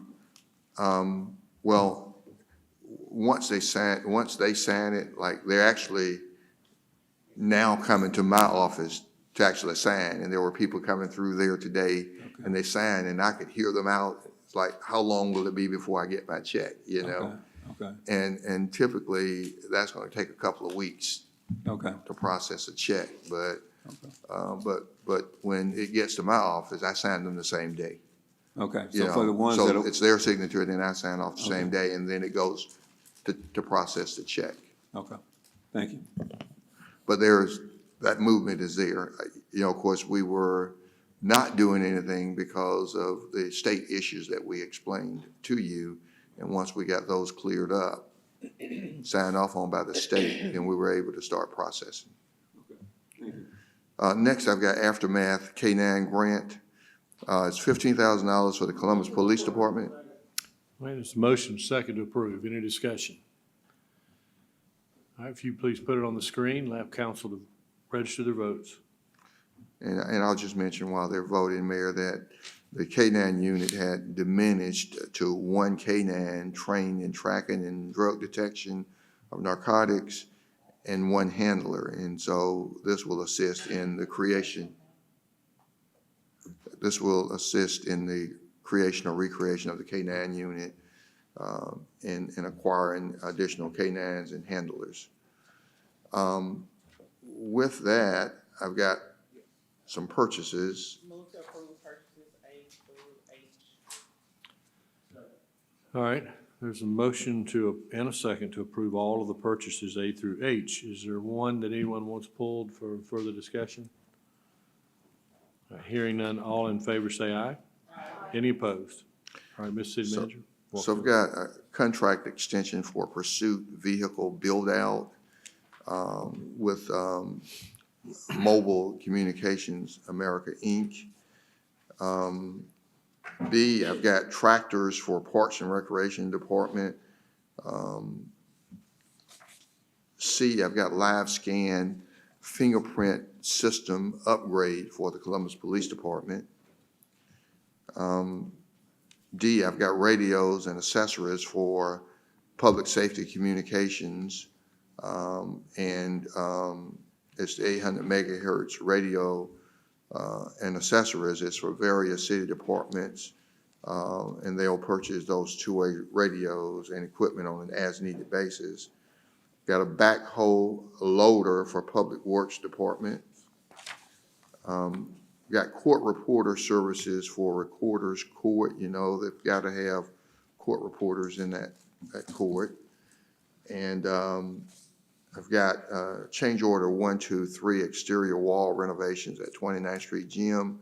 All three of those total $41,423. One change order was for the replacement of hardware cloth on the soffit vents with aluminum wildlife strips. Another change order for $16,800 for entrance canopies in the approximate size of the concrete slab of 2 double exterior doors. And then the final change order was $20,898 for the application of Dow All-Guard silicone coating on the existing stucco surfaces. And then I'm sorry. H, dumpster roll-off container rentals for our Public Works Department on an as-needed basis. And then we did purchase one vehicle off the lot for our Public Works Department. It was a 2023 Nissan Frontier truck for Public Works. Mayor Pro Tem? I'm sorry, I didn't mean to bump it. Those are the purchases, Mayor. I've got a few updates. River Valley Regional Commission update. Jim Livingston is here, and we've put him off for 3 or 4 meetings. Excuse me, Mr. City Manager, Councilor Thomas. Mr. City Manager, before we start these updates, I would like to bring something to your attention. We have for a number of years put on our legislative agenda a request for the legislature to look into the issue of the sovereign immunity for those police officers in the Columbus Police Department who live in Alabama and who are not allowed to drive their cars home as all of the other officers in that department are allowed to do. And I've been talking with some of the folks from the command staff, and it seems that in LaGrange and in West Point, those officers are in the same position ours are. They work in Georgia, but they are allowed to drive their cars home. And I have been told that the command staff thinks that maybe some of this is the insurance, not necessarily the sovereign immunity piece. And so I would like to, and I also, they said Rome, Georgia, which is, their officers live in Tennessee, and that's a 50-mile drive or so forth. But what I would like to request is that you assign whoever the appropriate staff person under you to look into this and to bring back to us, hopefully at the last meeting, our last meeting in June, a status report on what is the condition here. If we look at the insurance and fix the insurance, will that allow those 43 officers who work for the Columbus Police Department but who live in Alabama to drive their cars home? I don't expect a full report at that time, but just let's get it started and get talking about it. And I know that the command staff has said whatever we need from them, if we need somebody to tell you who to talk to in West Point and LaGrange and Rome and how they do it, they'll be glad to do that. But that's one of the issues that I think, quite frankly, is a morale issue, not only for those 43 officers that can't drive their cars home, but if we can fix that, I think that will be, that will show the other officers in the department that we are trying to do what needs to be done to make sure that their job is easier to do, if you will. Yeah. So if you would do that and bring us back a status report at the end of June. I don't expect it to be completed by then, but just let us know what's going on and how we're moving on that. Yeah, we can certainly do that and have our risk management division to talk to LaGrange and look into it and could, I mean, just a thought, I mean, could possibly city attorney, and we'll talk about it, but purchase a limited insurance policy. Yeah, For- and that's some of the kinds of things that Yeah. I would like for your staff to take a look Sure, at. we Is there will. something available? What can we do? We will. How can we fix this? We'll do that. Well, Thank and you. I'll add that we've been working with the previous chief and also with the interim chief, and we have some different options on how to accomplish that, to include just assessing the risk, also spoken with the risk management area. So we'll get with the city manager and we'll make sure he has the information. I would we've just got. like an update, you know, I where we understand are that. and how we're doing on it. Thank I you, Mr. understand City that. Manager. Thank Councilor you. Garrett? Counselor Thomas, I can give you the opinion right here. I do thousands and thousands of these cases per year. Generally speaking, the insurance covers the vehicle unless it is non-use for, like if they're going back and forth from home to work. It's generally not covered under our insurance. While they're on duty, of course it is. But basically, there is not a real insurance risk because their own personal insurance can also kick in. So there's not a whole lot of risk in doing that unless we think somebody's, abusing it. Well, Yes, ma'am. I think all of these things will enter into this question.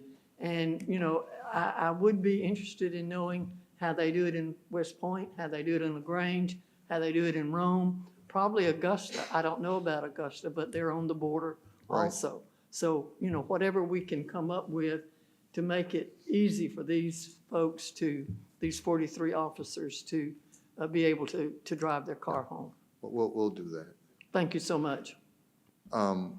With that, I've got Jim Livingston with River Valley Regional Commission, Executive Director. Floor is yours, sir. Thank you, Mr. Manager. I appreciate the chance to talk to you all. Mayor, council, I appreciate you all's allowing me to give you an update of what we are working on at the River Valley Regional Commission. I first want to say thanks to our chairman, Pops Barnes. I'm sorry he's not here today to talk with, but I do appreciate his leadership for the Regional Commission. He is the chairman of the River Valley Regional Commission. Mayor Henderson, we appreciate your work and attendance on that. The leadership of Columbus for the region is very important. I appreciate y'all's work on that. Thank you. So let me tell you a bit about the River Valley Regional Commission. We are 16 counties. We are 51 local governments, one of those being the consolidated government here in Columbus. The rest of the region really does look up and appreciate the leadership that Columbus provides. We are large enough that we are the size of Delaware. We are large enough that we have two types of barbecue in this region. If you go to the eastern part of this region, you will be getting a vinegar-based barbecue sauce. If you stay here in Columbus at Chester's or one of the other fine barbecue joints here, you're going to get something different. We have been around for a long time. We've been around since the 1960s. We are the federally designated economic development district. I say that because that's the cornerstone of what we are and what we have been for a long time. We do work a lot with federal funding. That's a core of what we do. The nature of this region is very rural. With the exception of Columbus, the rest of the region looks at some pretty substantial poverty and economic distress, the challenges that those local governments have, and they rely on us quite a bit to help them with a variety of different things. One thing on the poverty of this region, the State Department of Community Affairs has a way to measure economic attainment with the tier systems. 12 of our 16 counties in this region are the lowest economic tier, a tier 1 county. That gives you some insight of the different challenges that the region has. Columbus this year is one of those tier 1 counties. That may be an anomaly, but there are some advantages that Columbus can take advantage of, Columbus businesses can take advantage of, and being being a Tier 1 county. There are 12 regional commissions in the state of Georgia. We have organizations like us all over the country.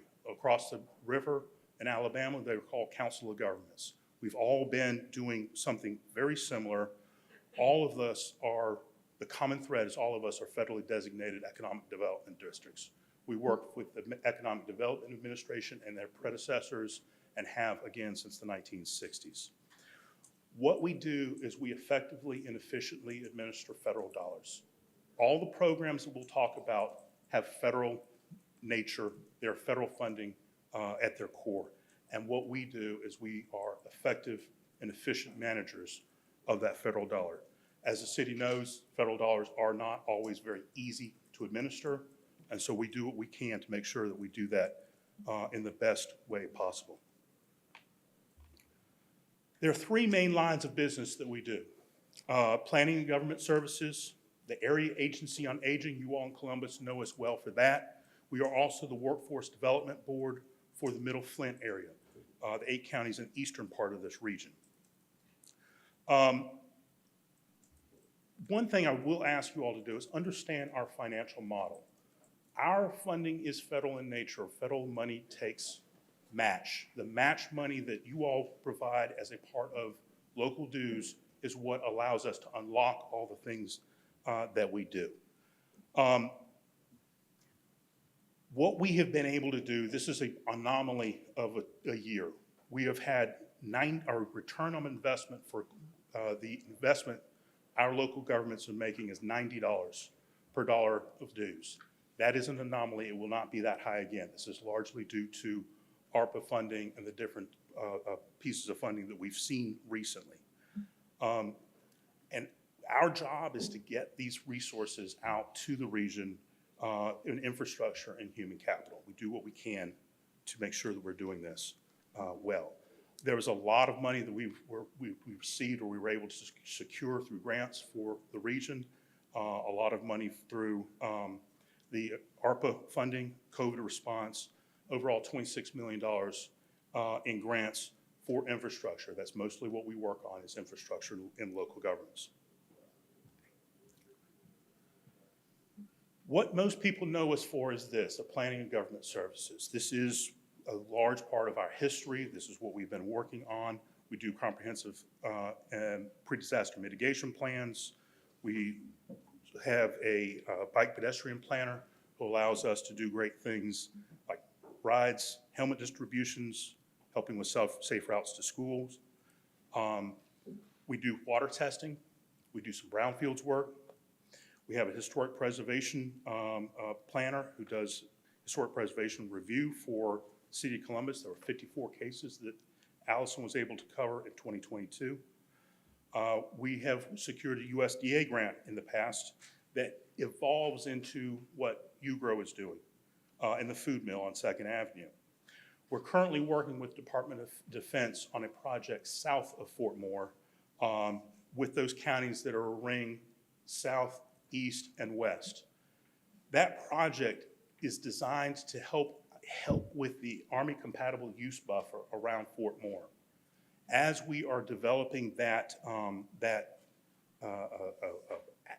asset, one of the things that the counties south of us struggle with is as the buffer is increasing and going into private hands, that resource is coming out of a public tax roll. And so they're losing tax revenue. In these rural poor counties, that's making a big difference. This project is designed to help identify and find different ways to improve their situations. We work on transit. We do run a transit program with our partners. We have the Lower Chattahoochee Regional Transit Authority. You may have seen the Patala transit buses. We help with that program. We do run some transit programs here in Columbus to the Muskogee County Senior Center. We run some dialysis trips. We do have a revolving loan fund program that we work on.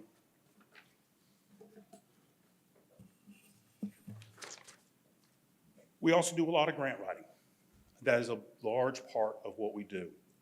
We write a number of different grants for our local governments, community development block grants. We have written several ARPA grants for our local governments. One thing that we did not do is we did not write grants for our broadband, rural broadband program. However, we supported everybody who did write a grant for rural broadband, and we're able collectively in this region to invest $84 million in broadband in the rural parts of this region. So we're really, really pleased with that. And it was a strategic decision to help support everybody else who's going after and trying to secure funding. They did the work. All we're doing is trying to make sure, but we've been working on rural broadband since 2014 in various forms and fashions.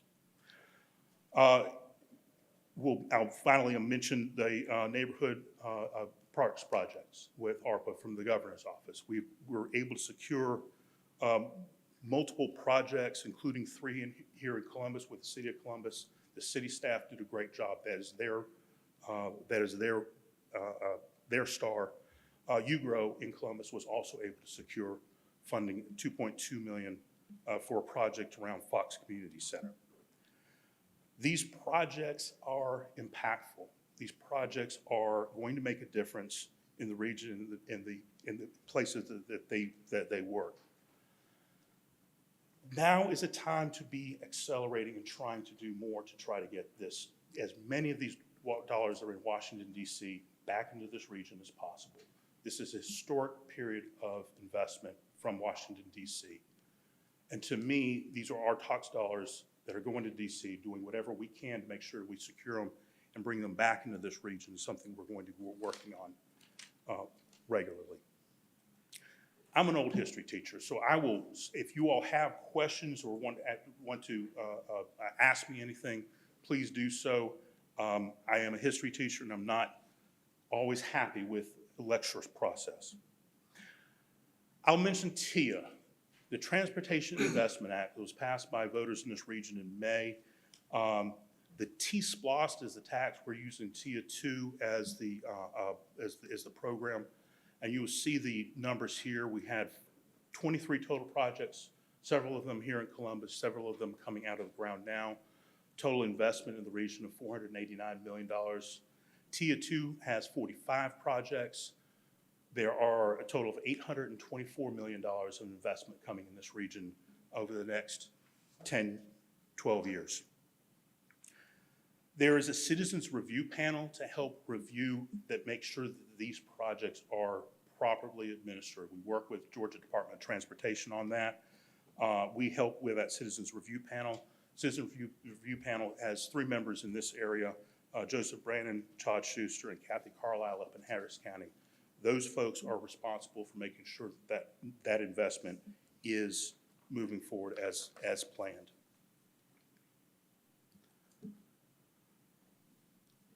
I'm using this slide on purpose. This is a historic opportunity for investment. As Franklin Delano Roosevelt discussed with rural electrification, we have the same thing happening now with rural broadband.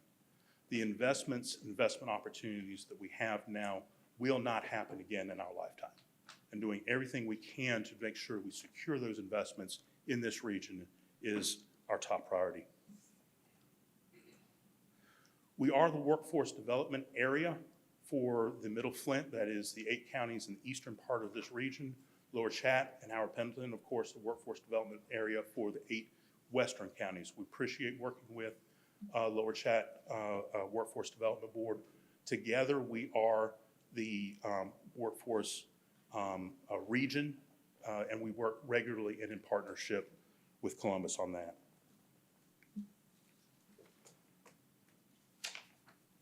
The third line of business I'll talk about is the Area Agency on Aging. This is a major part of what we do. This is an incredibly important component of our work. I want to recognize our AAA Advisory Council members. Pops Barnes is one of those. And John and Marilyn House have been members of our AAA Advisory Council for a number of years, and I appreciate their help and support through the years. The heart of our AAA program is our Aging and Disability Resource Connection Hotline. This is a 1-800 number that is available to everyone in Columbus, everyone in the region. It is a starting point for our services. We take a no wrong door approach to services, and we do get a number of folks that are referring, that make referrals to this. So please make sure folks have this number. Please make sure this number is shared. The importance of an Aging and Disability Resource Connection is the 3,000 resources that we're able to gather through the community, but also the national network that we have. If you have anybody that is out of town, that has an elderly, a senior that you're concerned about, a mother or father who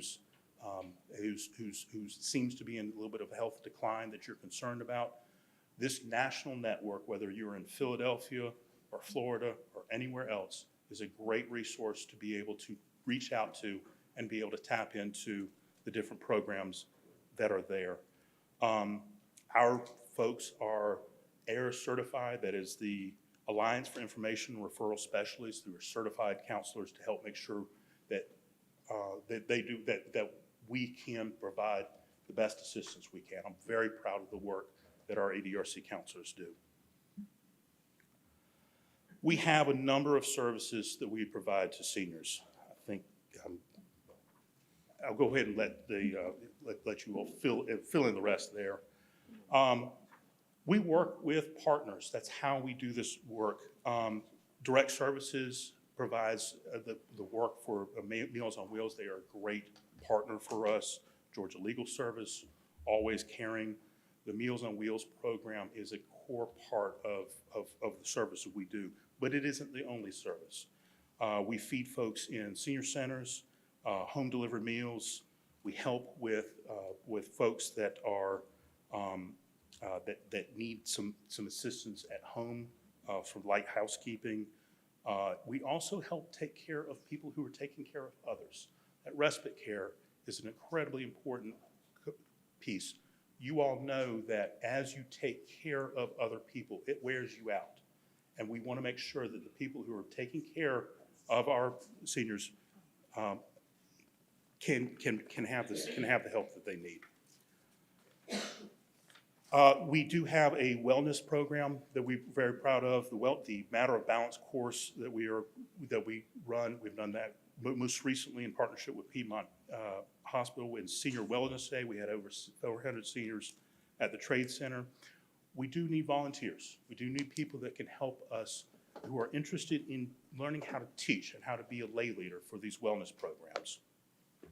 Finally, I'll mention the Dementia Care Specialists. It's a new program that we have, and our new Dementia Care Specialists will be available for training in the community in the next few months here.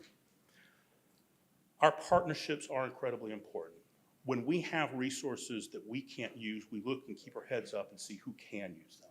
In this past year, with the amount of funding that was coming out of Washington, D.C., we looked up and looked around to see who else would be able to benefit this, and we found West Georgia Public Health. With their help, with the assistance of Dr. Hiltz and Jack Lockwood, we had 3 things that we worked on there. You all helped provide resources for a mobile unit for DPH for West Central Georgia. Great thing, but it was here in Columbus. We looked and found some funding for a mobile unit outside of Columbus so we could serve the other counties in this region. We have helped with expanding the public health workforce. We are the only AAA in the state to receive this award. We did some help with the COVID vaccine response. In total, we had $500,000 in investment that we couldn't use, but we know that DPH could, and we wanted to get that information to them. Finally, I'll mention the Senior Hunger Coalition. Councilor Tucker, thank you for being a member of that. Pops, appreciate your help and support on that. We have given a series of mini grants in the region, and particularly here in Columbus. Our most recent flag is a donation, a grant to St. Anne's Outreach for coolers to help with a food delivery program that they run, and using DoorDash to help facilitate that. I've taken a fair amount of time. I want you guys to have a chance to ask questions. If there's anything that we can do to help with city or with what you all are working on, we definitely want to do what we can. Councilor Koval? I don't have any questions, but I am your neighbor, so and just over the last 5 or 6 years that we've been at our location, we've watched particularly the aging population portion of RVRC grow with leaps and bounds. And so, and I know, I'm sure Pops would agree with me on this one. And that's a really good thing. And even being at the aging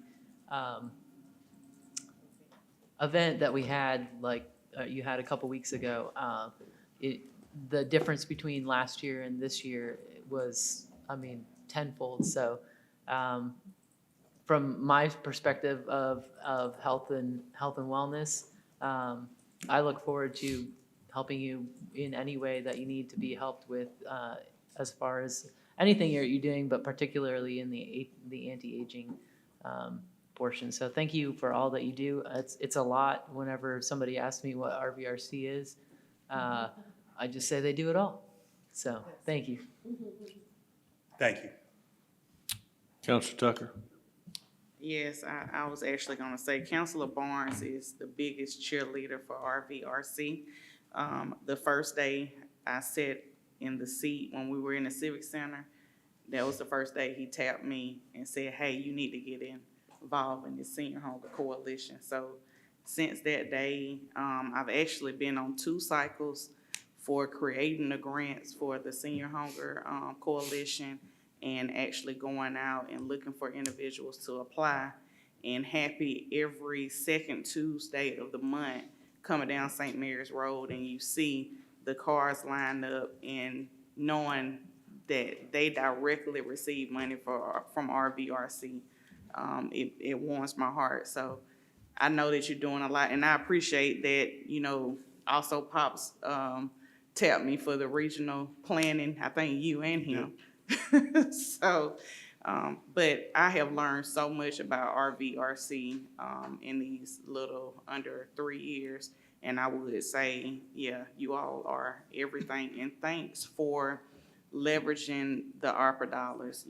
When the conversations first occurred, that was the one thing that you and I agreed on was leveraging the money, and you all have done that. So thank you.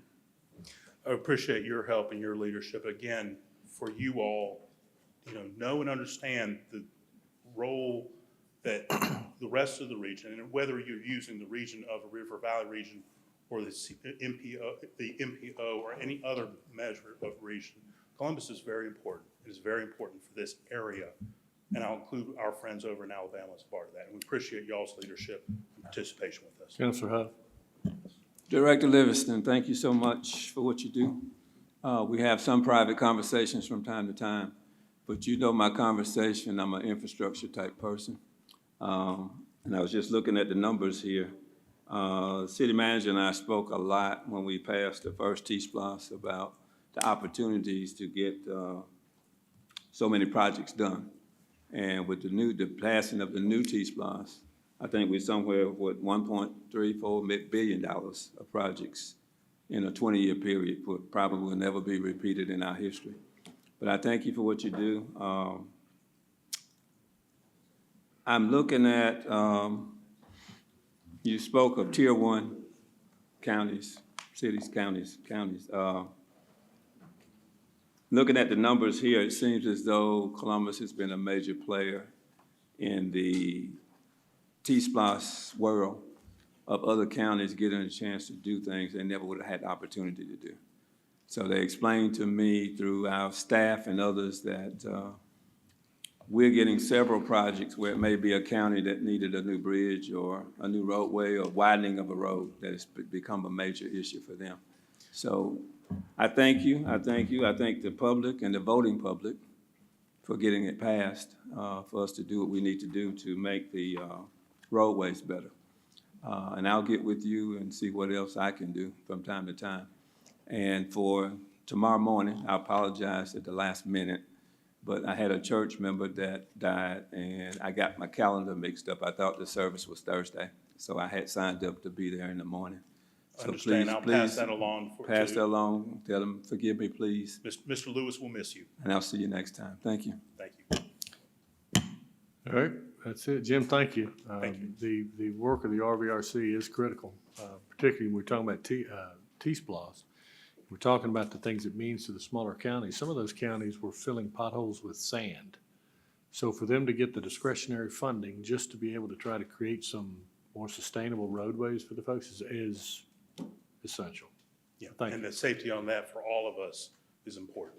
Yep. Thank you all. Thank you, sir. Next, Mayor, I've got the tax assessor here, Suzanne Whitehouse, for an update.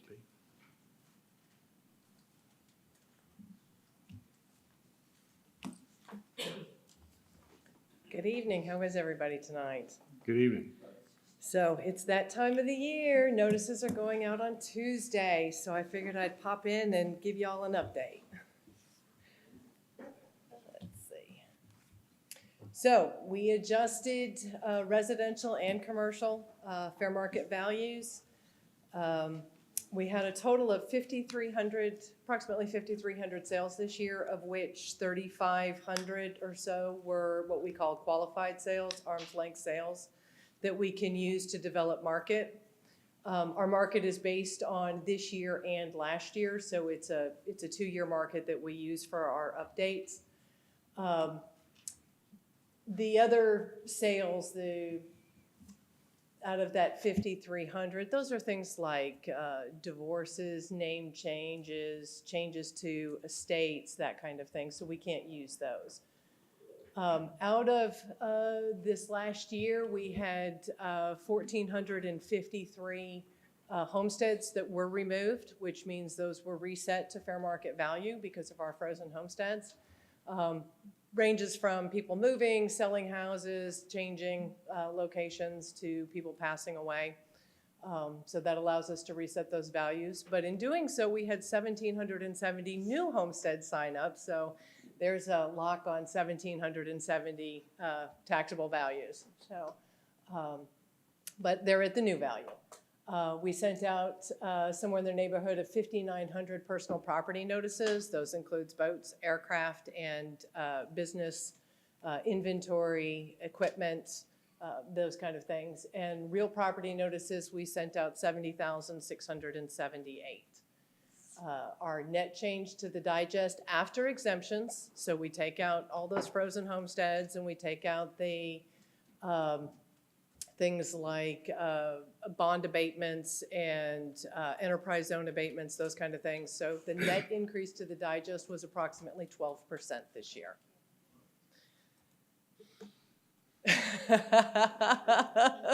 I see some shocked faces. We are still playing catch up we made a decision in 20 and 21 at the height of COVID not to make any changes.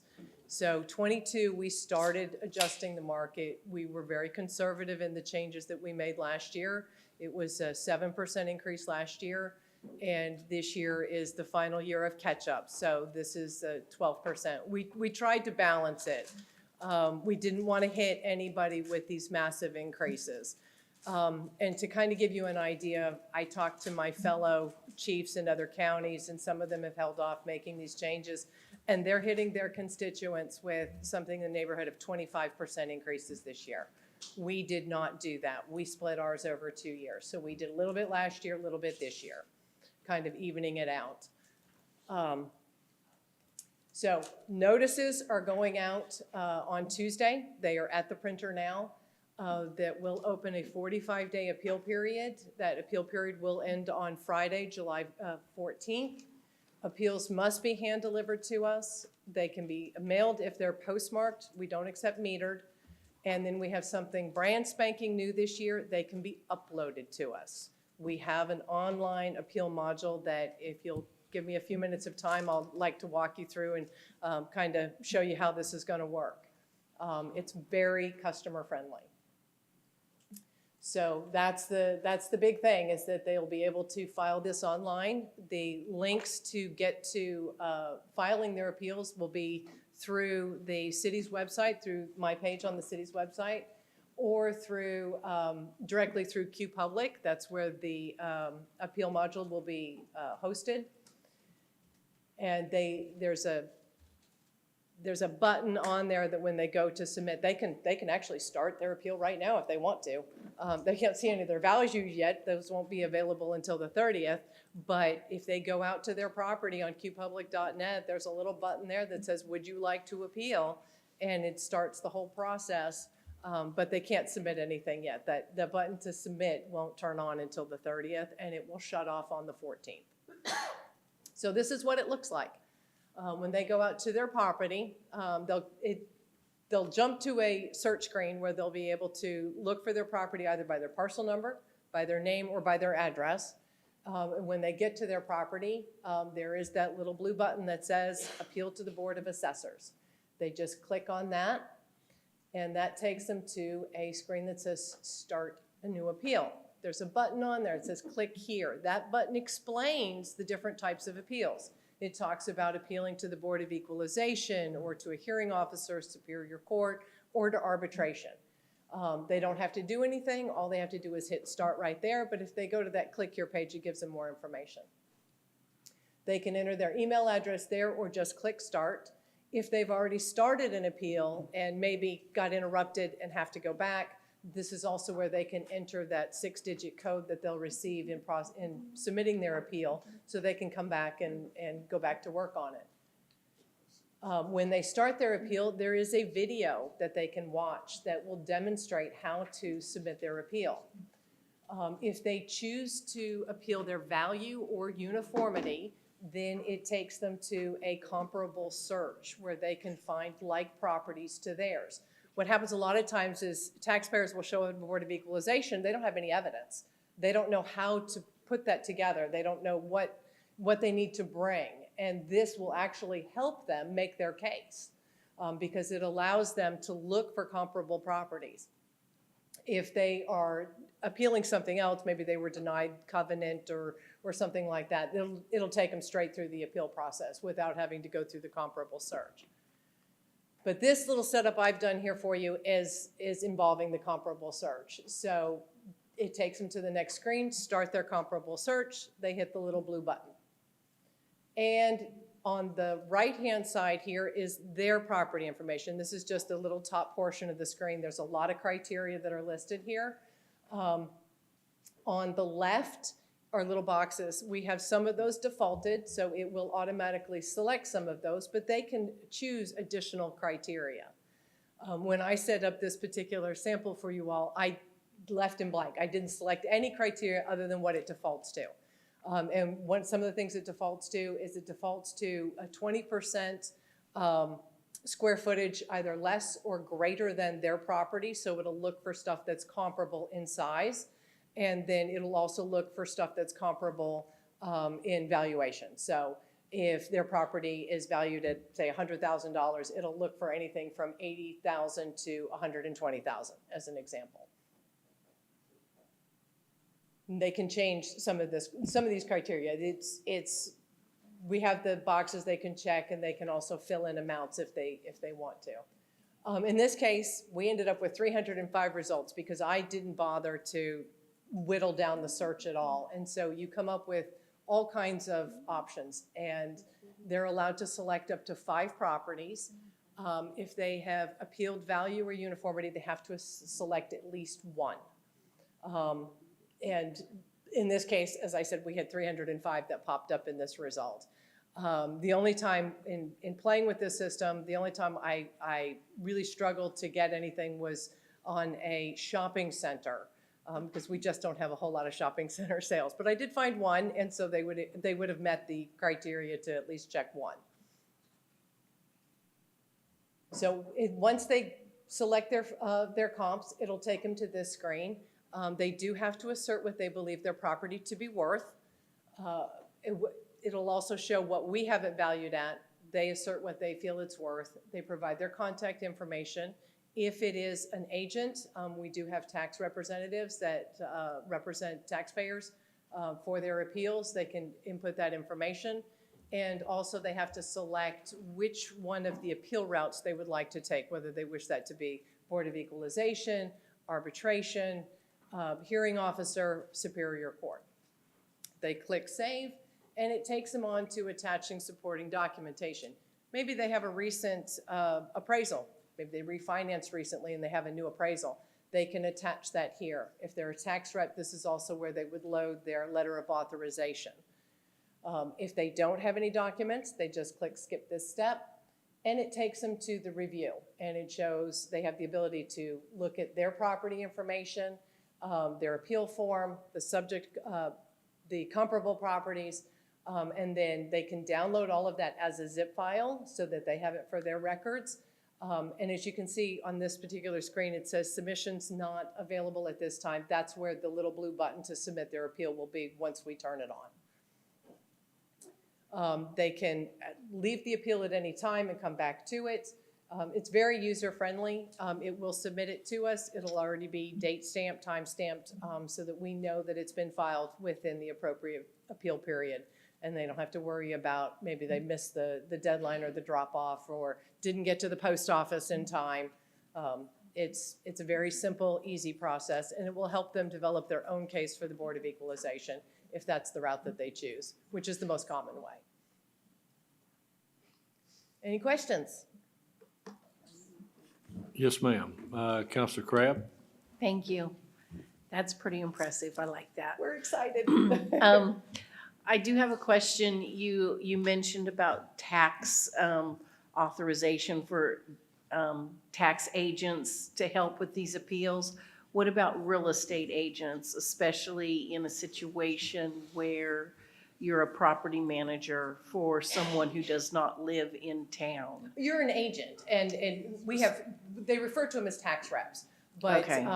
But you're acting as their agent, and Okay. it's any agent of that owner can So submit you- this for them. Okay, so you would upload like the property management agreement or? If that management agreement covers appealing their taxes, yes. Otherwise, we would just need a letter that states, hey, I'm authorized, from the owner that says I'm authorizing this particular person to represent me. You don't even have to have any kind of a fiduciary responsibility.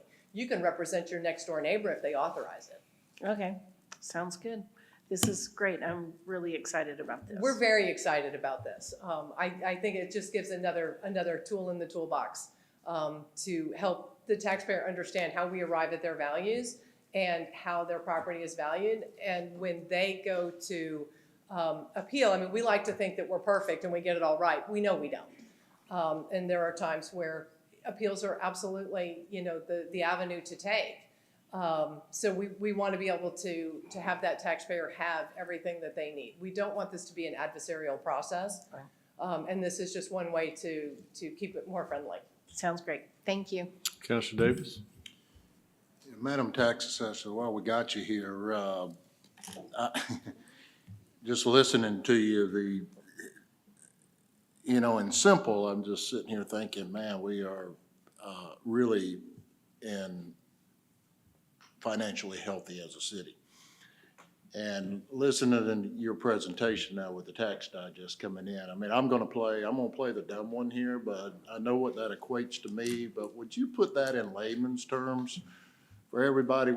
I don't know if we touched this subject or not enough, but help us understand what 12% increase in the digest actually means. Well, I know there's tax in my name, but I don't actually do taxes. But I can do basic math. And basic math at last year's millage rate for county overall equates to about $10 million.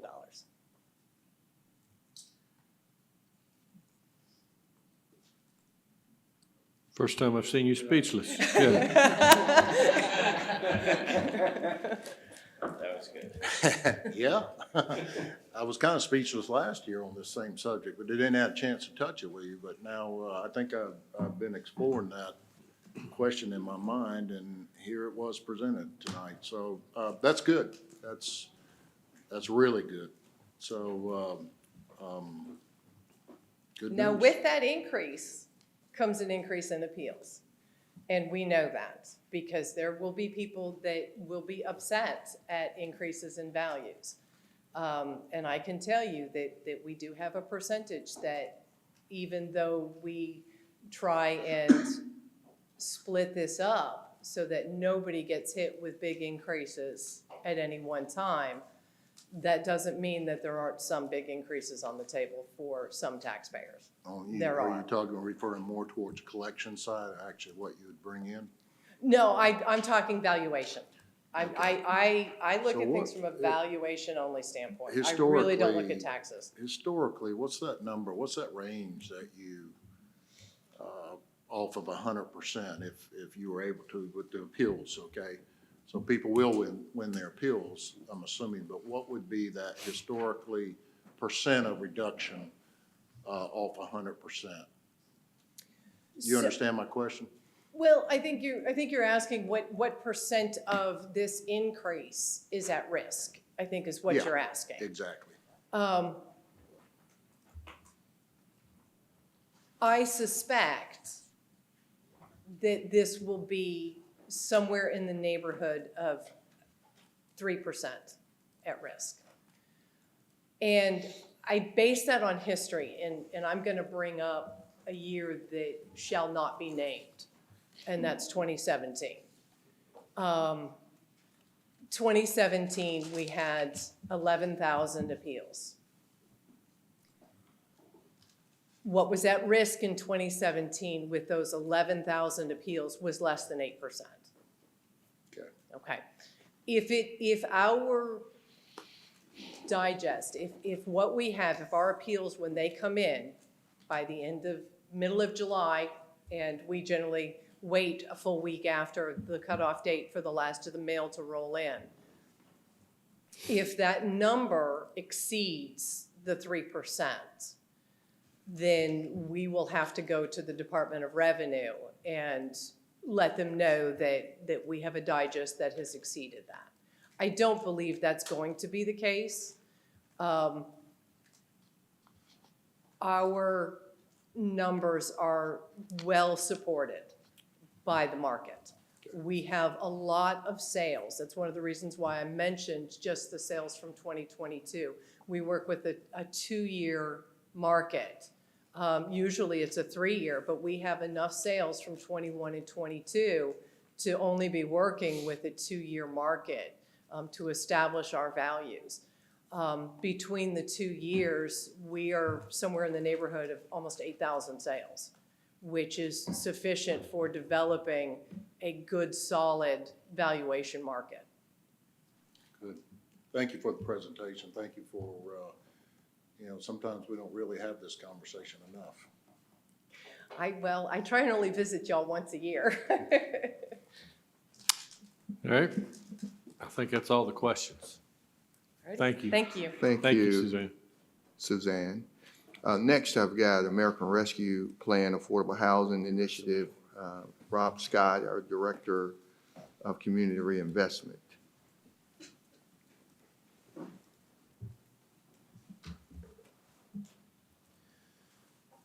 Good evening, Mayor, City Manager, Councilors. I'm here this evening to talk about the Affordable Housing Initiative that we're preparing to launch with American Rescue Plan funding. The American Rescue Plan Affordable Housing Initiative is a response to a crisis in our community. As you know, the demand for housing considered affordable is intense. And so this program is seeking to develop solutions for those who need affordable housing most. With the implementation of ARP funds into a developing capital stack, we hope to be able to continue to work through our partners to provide additional affordable housing units for the residents. The budget for this project is anticipated to be $3 million. This project is designed to produce affordable housing units, particularly for those with lower incomes. The Community Reinvestment Department is requesting proposals as a component to address the Columbus's affordable housing crisis. The application guidelines or the program overview can be found at columbusga.gov on the Community Reinvestment website. The applications will begin to be accepted tomorrow, May 24th, 2023, and will close promptly at July 24th, 2023, 11:59 p.m. The applications can be mailed. Promptly. Say that again? You said promptly? Yeah, no later than the July 24th, 2023. Okay. so I apologize. Moving a little fast, so I apologize. Yes, so the period will be open tomorrow, May 24th, 2023, and closed July 24th, 2023.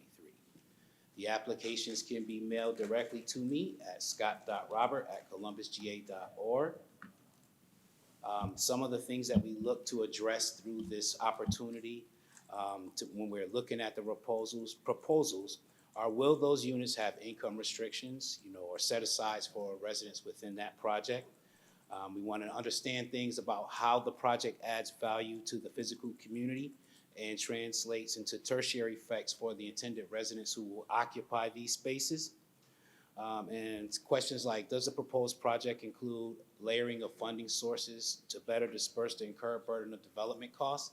That just simply means that, $3 million is not a lot of money to address the problem, but if there are other funding sources that we can leverage to make a deeper impact, we would love to see what those projects look like. And also what other firm financial commitments are being provided for the project. Does anybody have any questions about tomorrow's opening of the acceptance of proposals for affordable housing initiatives?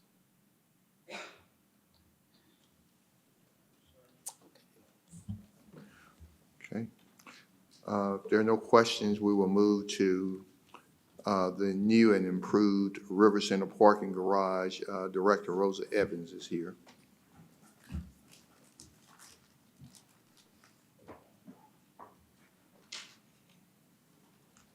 Good afternoon, Mayor, members of council, Mr. City Manager. Okay. I'd just like to share with you a brief presentation that we've been working on with some upgrades to the River Center Parking Garage. And we've been working on these improvements now for almost a year. We started last year. So what we want to present to you is what we call the Summer Showcase. And so on June the 6th, from between the hours of 10 a.m. and 2 p.m., we will be conducting some tours at the River Center Parking Garage just to show those of you who can come out between those hours, as well as the public, what we have done to the River Center Parking Garage. And we've spent quite a bit of funding, T-SPLOST funding, for these upgrades. And so we want to, actually say to the public, people have said, they didn't really feel safe at the garage. And so we want the public to know that we were listening. We heard them. We want our citizens in Columbus to feel safe and to know that the garages are clean. And so we put our efforts into a number of upgrades. And so we see so much going on uptown, the growth and the development, and we want people to feel comfortable using the garage. And so I want to kind of go through briefly, talk about some of the upgrades that we've made, and some of them are listed there on the front. LED lighting, new signage, wayfinding signs, restriping of spaces and numbers, emergency call boxes, and fifth floor entrance gate. These are just some of the major things. There are other things that we've also, okay. So new signage and beautification. If you can go anytime. You really don't have to wait until June the 6th. You're gonna see these changes. We're continuing to do touch-ups, maybe touch-up paint here or there up until that time, and we do it daily. But the new signage, you will notice it if you haven't been in the garage. It's noticeable. Beautification, nice flowers and greenery, shrubbery on the outside, which means a lot when you enter in the garage. You want the entrance and the presence to be noticeable. Emergency call boxes. This really huge. We've got 14 total emergency call boxes at the River Center Garage. There are 4 of the pedestal type that you see and 10 of the boxes that are on the wall. So that is a huge feature for people who may feel like it's not safe. If it's at night, those call boxes are there for them. LED lighting. This garage is lit. You know, we have heard people say it's too dark. It is bright, very bright. I believe Bay Avenue Garage was probably the only one that had the LED lighting, but now River Center is well lit.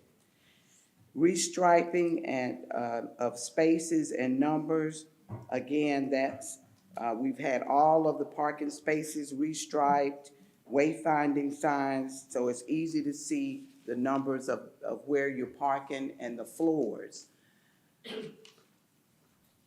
The 5th floor entrance gate. For years, we've had so much activity going up on the 5th floor and everything going on up there. So you will be able to see there, this gate, it's closed off, and we can open it whenever it's needed. It's a automatic gate if we need to open the 5th floor, but this prohibits people from driving up and just going up there, hanging out, loitering, vandalizing on the 5th floor. And the new fencing that you see on the right there, it will house the new golf carts. That's a part of it. We didn't have the whole picture, but it's bigger than that. The 4 golf carts that we're gonna be purchasing that are actually being manufactured now for the Uptown Shuttle. So once the shuttle is finished at night, whatever time we decide to run it, Monday through Saturday, when those carts come in, they will be housed inside of that fenced area at the garage. And of course, we have cameras throughout the garage. We've always had cameras. And so we're upgrading the cameras as well.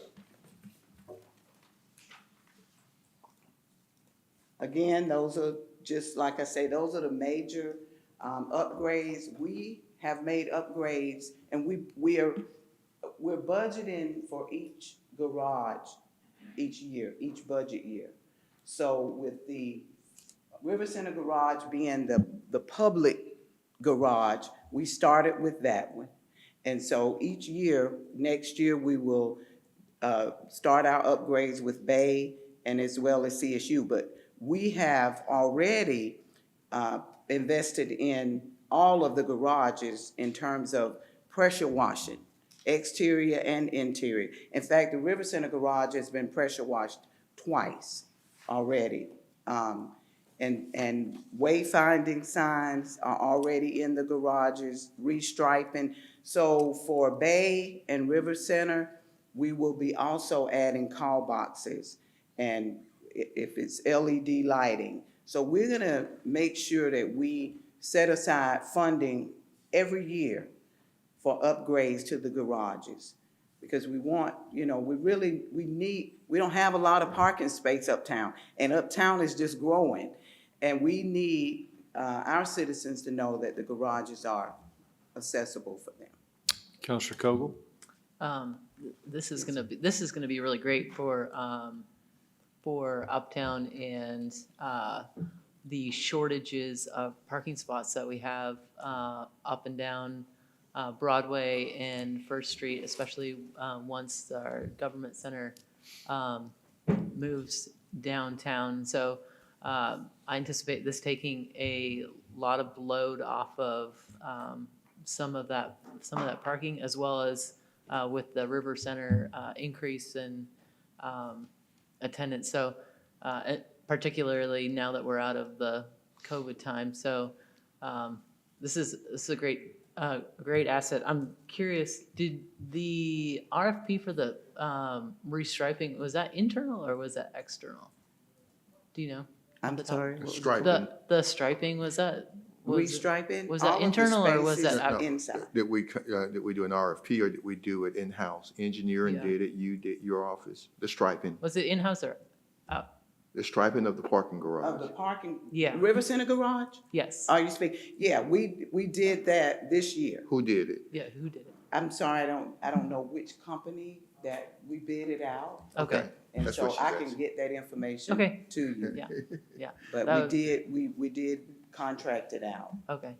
I- What's the, do you know what the, thanks, Mr. City Manager. I'm sorry. I said thank In you. fact, Thank you all for, thank you for making All that of the clear. improvements were bid out Okay. to different companies, the wayfinding signs, the pressure washing, everything. What's the completion date estimated at? Or is this done now? I haven't been in the River Center parking lot. Everything is, as Right far as now. the completion of Okay. it, everything at this point from the different companies, they have completed it. Okay. We are going through to make sure if we identify anything that we need to touch up. And we Okay. are finding some smaller things, like I said, touch up painting. We're seeing maybe some cobwebs that come back every week. So we're going through, but as far as the major work that we had planned, that has been completed. Okay. I've certainly noticed the lights because it's Yes, very bright. very bright. So, And so with what you've just shared, and your golf courts are on order. Yeah, And- there's a high demand for those carts. Everybody wants those carts. Yeah. And so September is the earliest that they. And so the point I was gonna make with a new and improved garage, the look, the cleanliness, the wayfinders, the call boxes, and then we're gonna have the 4 golf carts that are gonna be throughout Uptown Columbus and at no cost to citizens. And it'll be like an Uber or Lyft. You can call for the golf cart and it'll tell you, I'm gonna be there in 3 minutes. yeah. And they come and pick you up and they take you to the garage or wherever you're going in Uptown. Yeah. I know there's a lot of citizens that are looking forward to that. So, Well, yeah, not just citizens and businesses. The And hotels are calling and Haley is calling from the Trade Center. They want it, like right now. I hope you're the first one to ride on it. But we are already getting feedback from citizens on the improvements of the garage. And so, I'd like to thank MCP, the warden, Herbert Walker, and Deputy Warden Sherman Thomas for the additional manpower. It really takes a lot to clean all of the garages and maintain them. So, I want to thank them for the additional help, and CPD for coming by. Because a lot of times if people see police riding through, they feel safe. So as much as they can, they will ride through the garage just to, make sure everything is okay. So just want to Counselor Huff? thank them for. Thank you, Director, for the update. I just wanted to say, I have been in that garage for years and years and years. So I've seen it from where it was to where it is. I was just in there last week. Always been a good central location for parking and walking, down to Bayfront or down to the 1100 block, where most of the activities go on, most of the restaurants. But anyway, thank you, everything looks good. My only question is, where are the call boxes located inside of the garage? They are, they're in various different places. I think there are about 6 of them on the south end. They're at the entrance, Okay, on the outside, and on both sides, and on each floor, Each near floor. the elevators.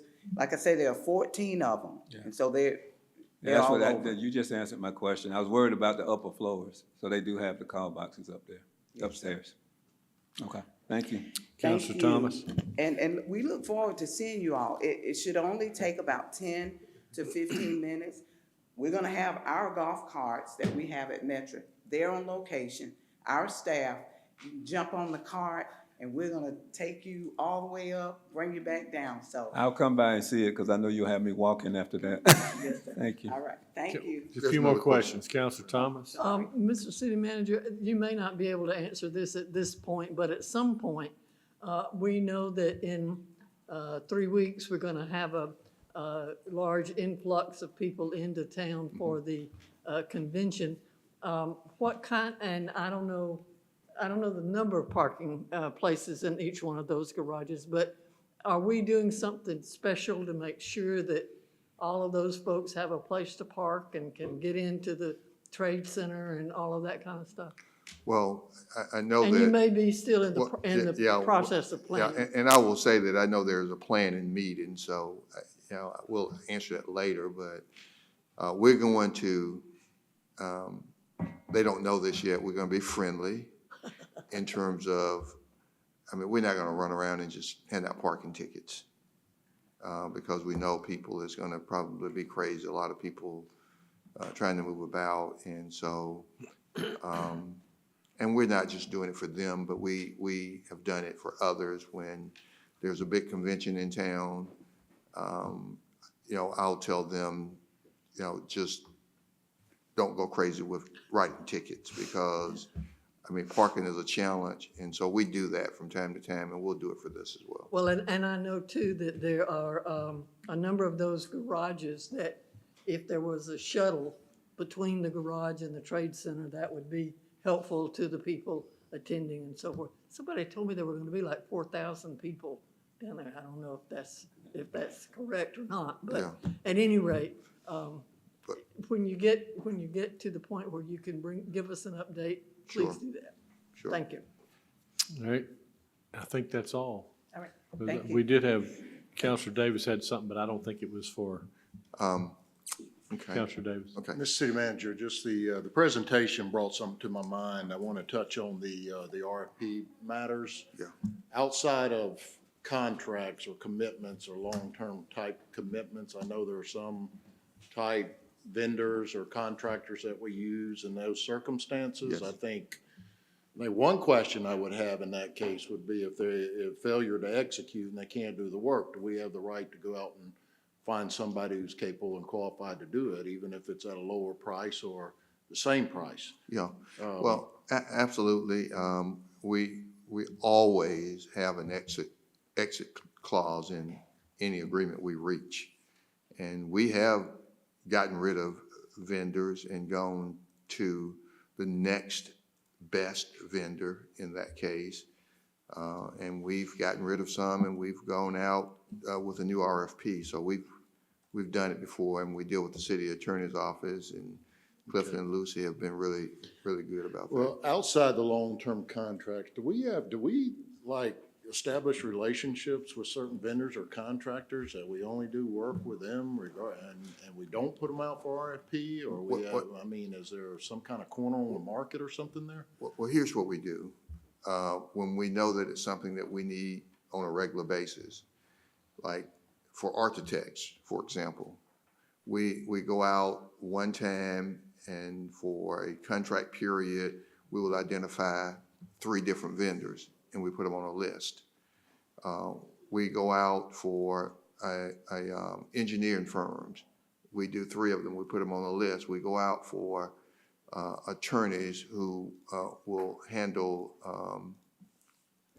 Right, closing. no, well, outside of professional services, Yeah. I'm talking about like just work in general, Well, like for construction type work or replacement or capital replacement, things like that, not professional services. Well, we do multi-year contracts on stuff like if Let's just say buses. pressure washing. Does anybody have a Yeah. corner market on pressure washing? Yeah, we will have a list of those who we deal with on pressure washing, or when we buy buses, we do multi-year agreement. So we do that, So yes. if any of those are unable to execute or provide those services, we can continue to go out and look for vendors or contractors. to We come can and do that, yes. Needed And- services. Absolutely. And if we have 3 and one's not performing, we just tell them and we get them off the list. But we do exactly, I don't know where you're going with it, but yes, we know how to Well, get I've rid heard of some feedback low lately. no that- performing, that low performing We contract. will only deal with specific contractors or people or company, and I'm like, I don't understand that. That's not how I understand it. I don't understand it, but The I only, guess I'm asking you that, well, normally the requirements are RFP, or if we need a service, we're gonna go out and find the person to be able to do, or the company to be able to do it. if you're not performing, we're gonna get rid of you. Right. I mean, that's just it. Yeah, okay. You answered my question. Yeah. Thank you. So next, Mayor, I've got, I-14 update. We had Frank Lumpkin come and give you an update at the last meeting. This time his staff is Will Johnson. Will give you an update, and he also has updated a draft letter in your packet that he will tell you about, and if he doesn't, I will. It's on you. All right, thank you. We're going to go over just the basics of what we know about I-14 so far. As the city manager just mentioned, Mr. Lumpkin and his associate are here with the Youth Infrastructure Coalition to add any information later that they know that I maybe don't know. So they're here tonight to support staff. Going to try to get through this pretty quickly because it is a bit long. Yes. The history so far, I-14 was originated as safety lou legislation in 2005. A preliminary plan was done then, Mr. Lumpkin mentioned last week, in the Killeen area. The intent is to connect or get in close proximity to military bases from Fort Cavazos, Texas to Fort Eisenhower, Georgia, formerly Hood and Gordon. 2017, council requested I-14 be put on the legislative agenda for the General Assembly. In 2020, Congressman Babin of Texas presented an I-14 amendment to the House Resolution 2 to set up I-14 as a high priority corridor. And also that year, the MPO sent letters of support to Alabama and Georgia senators agreeing to support a further study of an east-west link from Texas to South Carolina. Back then, the only pushback we got was portions of Lee County that are within the MPO, our part of the MPO. Also in 2020, Stantec was hired to present a study on improvements needed to J.R. Allen Parkway, which included interstate upgrades. In 2021, Senators Cruz and Warnock include I-14 into the American Job Plan bill, which would designate I-14 as a east-west corridor from Texas to Augusta. Plan Director Rick Jones filled out Senator Warnock's transportation priorities request and sent it in. And then again in 2022, Councilor Hatch requested that GDOT pursue a RAISE grant to update the I-14 route. RAISE grants are rebuilding American infrastructure through sustainability and equity. GDOT has told us that they are not interested in the RAISE grant because I-14 does not meet the criteria of the basis of equity and sustainability. Plus, there's a 20% match that is probably not doable or remotely doable. Some of the pros of I-14. It has been identified now for almost 20 years. It connects numerous military bases. It's an east-west interstate through the most underserved parts of the South. It's an excellent opportunity for economic development. We've already done the 2020 J.R. Allen Parkway study. Freight study as part of the Metropolitan Transportation Study will be completed in early 24, which will help us identify how much freight is actually coming through Columbus. And of course, as mentioned before, there's strong local advocacy here in Columbus. Some of the cons, J.R. Allen Parkway is not up to interstate standards. We would need to increase bridge heights and widths, lane widths, add lanes. We would have to deal with grades and several other issues. When I-14 was identified in 2005, we had no Walmart, no Midland Commons, and no Kitten Lake development in the Beaver Run area. There are limited options for rerouting that have been identified by USDOT. Of course, grades and terrain are an issue. It undermines the Reconnected Communities Grant as outlined in the Infrastructure and Investment Jobs Act. Again, I mentioned the lack of support from Lee County. Out of 126 respondents to the J.R. Allen study in 2020, I-14 upgrades were rated as Tier 3 or Tier 4 priorities for J.R. Allen out of a least rating of 5. And the other issue that's already programmed with GDOT is the proposed Lynch Road and Macon Road roundabouts. Will, excuse me just a second. Counselor Thomas? Mr. Johnson, if you can, could you give us a little bit of an idea of why Lee County is not supporting this? I think it's mainly the part of, and I'll get to it in a second. Okay. When I show you the routes that were proposed in 2011, and you'll be able to see it. Okay. This is J.R. Allen now as it is, running from Chattahoochee River to Baker Creek on the Talbot County line. This is out of the 2011 report to Congress from USDOT. This is Montgomery to Columbus. These are the alternatives they came up with. Alternative 1 and 2, which comes down 280, you get off on 85 in Opelika, head down 280 into Phoenix City. Yeah, I'm pretty sure it's Smith Station area that does not like that scenario at all. The other option is getting off on 80 Highway just east of Tuskegee and coming down, that's the old wire road over there, and coming in on 80 Highway that way. And Congress, USDOT doesn't know how to spell Phoenix. The alternative 1 project cost that you just saw would be almost $1 billion today in today's money to get it interstate ready. Options 2 and 3, which were parts of Highway 80 and parts of 85, would be $35 million in today's money. And then alternative 3B, which is just blowing and going with no, they didn't put a route in there, but that's just completely just mowing through undeveloped land, would be $871 million. And then we get to the next option of Columbus to Byron and hitting 75. Alternative 1 gets off on gets off J.R. Allen at Manchester Expressway, goes up to County Line Road, and just blows through everything from here to Byron. So that would be extremely unpopular if that were to take place. And then options 2 and 3 are following 8096, following the old Fall Line Freeway. To do the straight interstate off County Line Road would be $2.4 billion.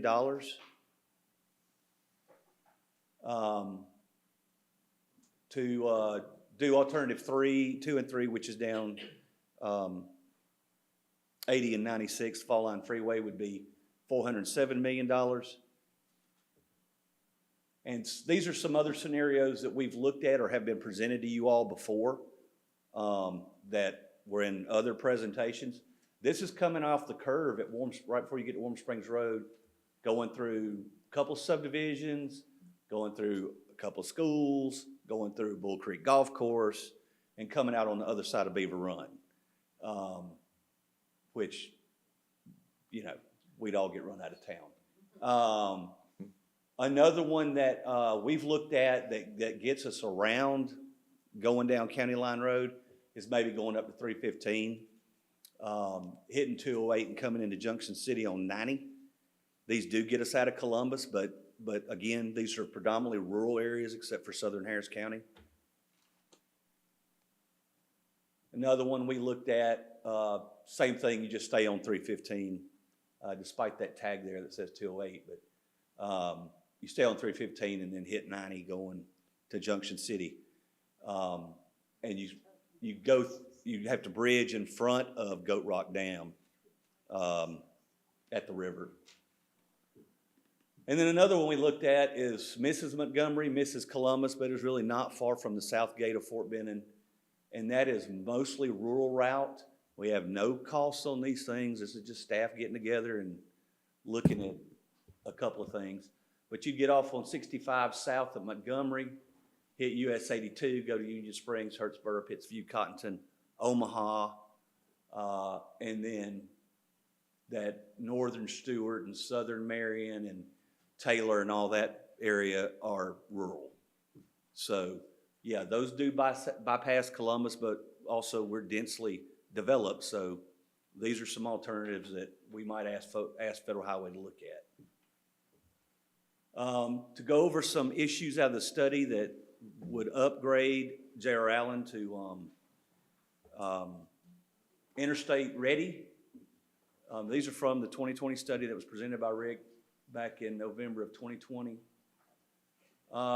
Eastbound additional lane over the river.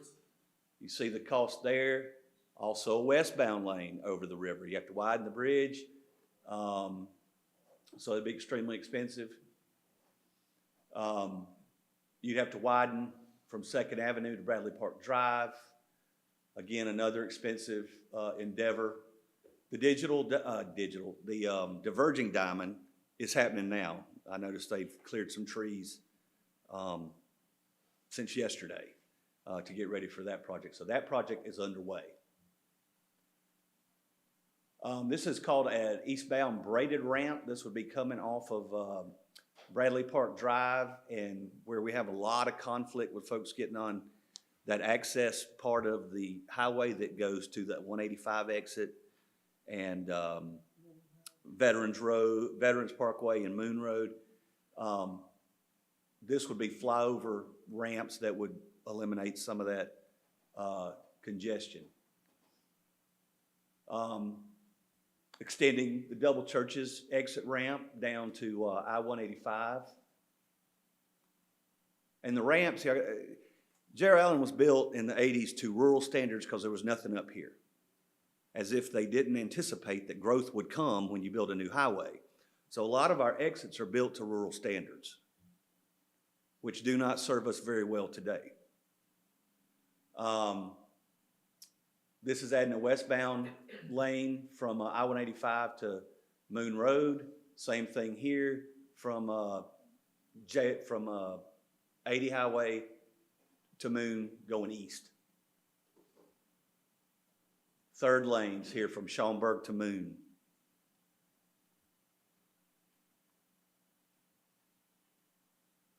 One lane in each direction between Blackman Road and Kitten Lake.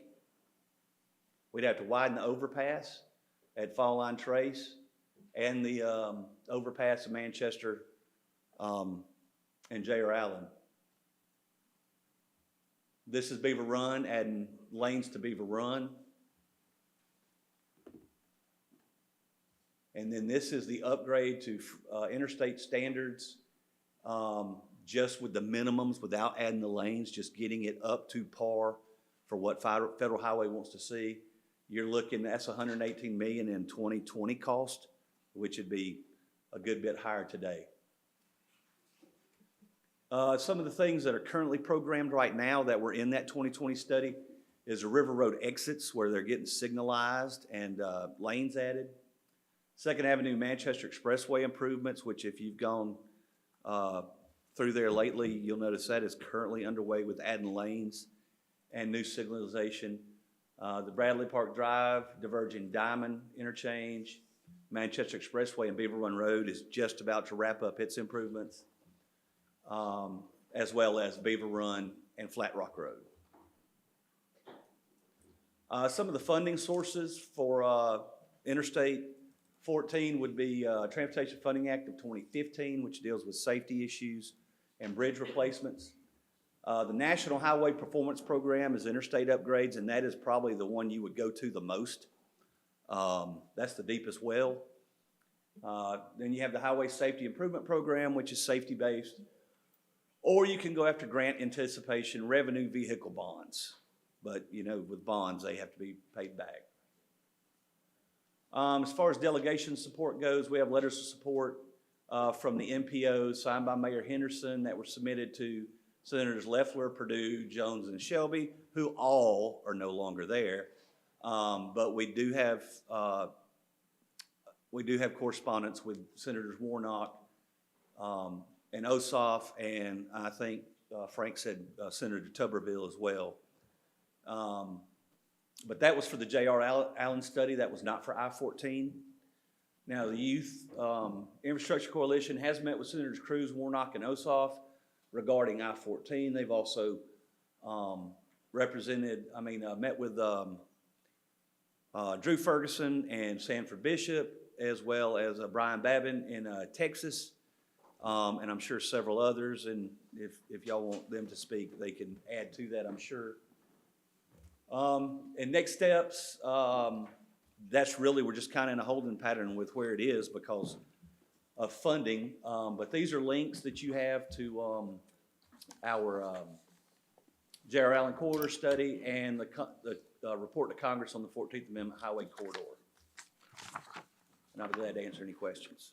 Well, and let me just say that at the last meeting, we talked about a letter that the mayor could send to various representatives, Georgia, in Georgia and in Washington. And this is the letter that you've passed out. Yes, sir. And so the only difference in this letter and the letter that you may have had last week is that it specifically and limited us to J.R. Allen 80. And you know, I heard you say, Will, that when J.R. Allen was constructed, it was constructed through a rural community, and you didn't know all of what's out there now was going to be there. Or they didn't. They didn't. If you build it, they will come. And I would say to you, we don't know how long this is going to take and what's going to be where when they finally get to that point that you're ready for an I-14. And so, you know, I think we want I-14 through Columbus, but I would say, and I've said, not limit us to a specific route today, but the route through Columbus to be determined. And that is what, you know, I haven't had a chance to read your letter, but that's what's in here. Yes, sir. To be determined. And Mayor Pro Tem, I know I had a conversation with you, and you may want to speak to that. Thank you, Mayor. First of all, I wanted to see if I could get a copy of your presentation. Sure. Secondly, I've had several people call about concerns of the route it's going to take. One thought was, as 14 makes its way across several states to get here, it's going through underdeveloped communities to try to help pump life there, which is fair and the right thing to do. But when it gets to Columbus, it's turning and going north. And my thought was it should cross the Oglethorpe and go down Victory Drive and next to Fort Moore, and then maybe go up 185. My thought again was, instead of going all the way to 185 and then the Parkway, it would turn on Buena Vista Road and follow Technology Parkway around to Highway 80. And that way it could maybe touch a lot of communities in Columbus and pump life into several different avenues, no pun intended, along the way. But I just think if they're going to bring it through Columbus, there's a way to allow it to touch many lives and offer a lot of things to a lot of folks here. Yeah, and the thing with Buena Vista Road, it is now, you got the diversion diamond interchange, and it's congested because you've got all of those restaurants and businesses, and you know, there's no way to run an interstate up Buena Vista Road through all of those businesses. So I don't know where it would go and when it's going to be, and that's why I'd say it needs to be determined at a time, in my opinion, when, if it's 10 years from now or 20 years from now, you know, the leaders at that time around this table and other places will have to see what's best in terms of routing it through Columbus at that time. That's just my thought. I That's agree. why to be determined. Yes, sir. I agree with that. Thank you, Mayor. Yes, sir. Good job, Will. Well, thank you. And I think Counselor Davis had indicated that Mr. Lumpkin wanted to come up for a photograph.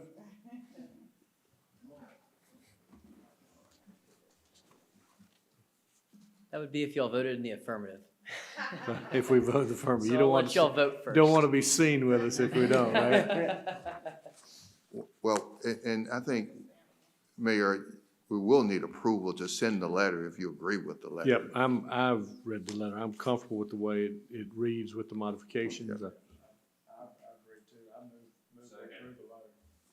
motion second to approve the letter. Any discussion? All in favor say aye.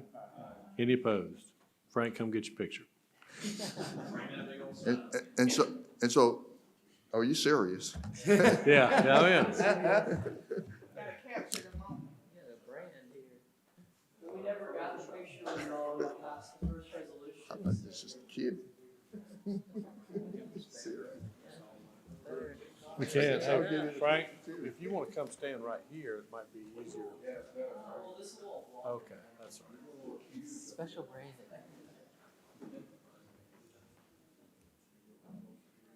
Mike King needs to get one from the camera room. 1, 2, 3, Interstate 14. Interstate 14. All right, let's go. All right. Awesome. Thank you, David. Mike King.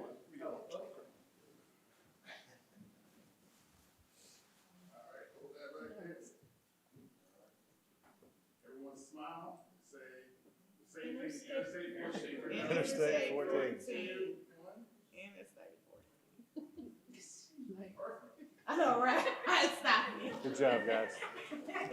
You know Hey, thank y'all for letting us have our little photogenic moment and interrupt y'all's meeting for that. But if there's any further questions, I believe I gave business cards to everybody last week and be happy to answer those. This letter, I'll make sure it's forwarded to the appropriate people at Federal Highways as well as GDOT. So thank you. Thank you, very much. Frank. Thank you, Frank. Counselor Thomas? Mr. Mayor, I can't let this occasion pass without making sure that all of you know that Mr. Lumpkin graduated from law school Thursday, was it? Right? Saturday of this last week.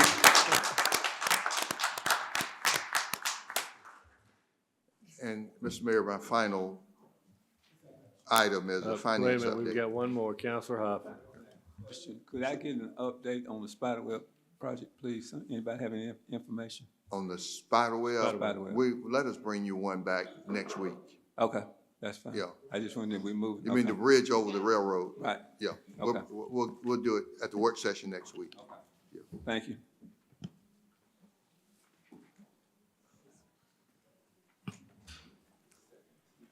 Good evening, Good evening.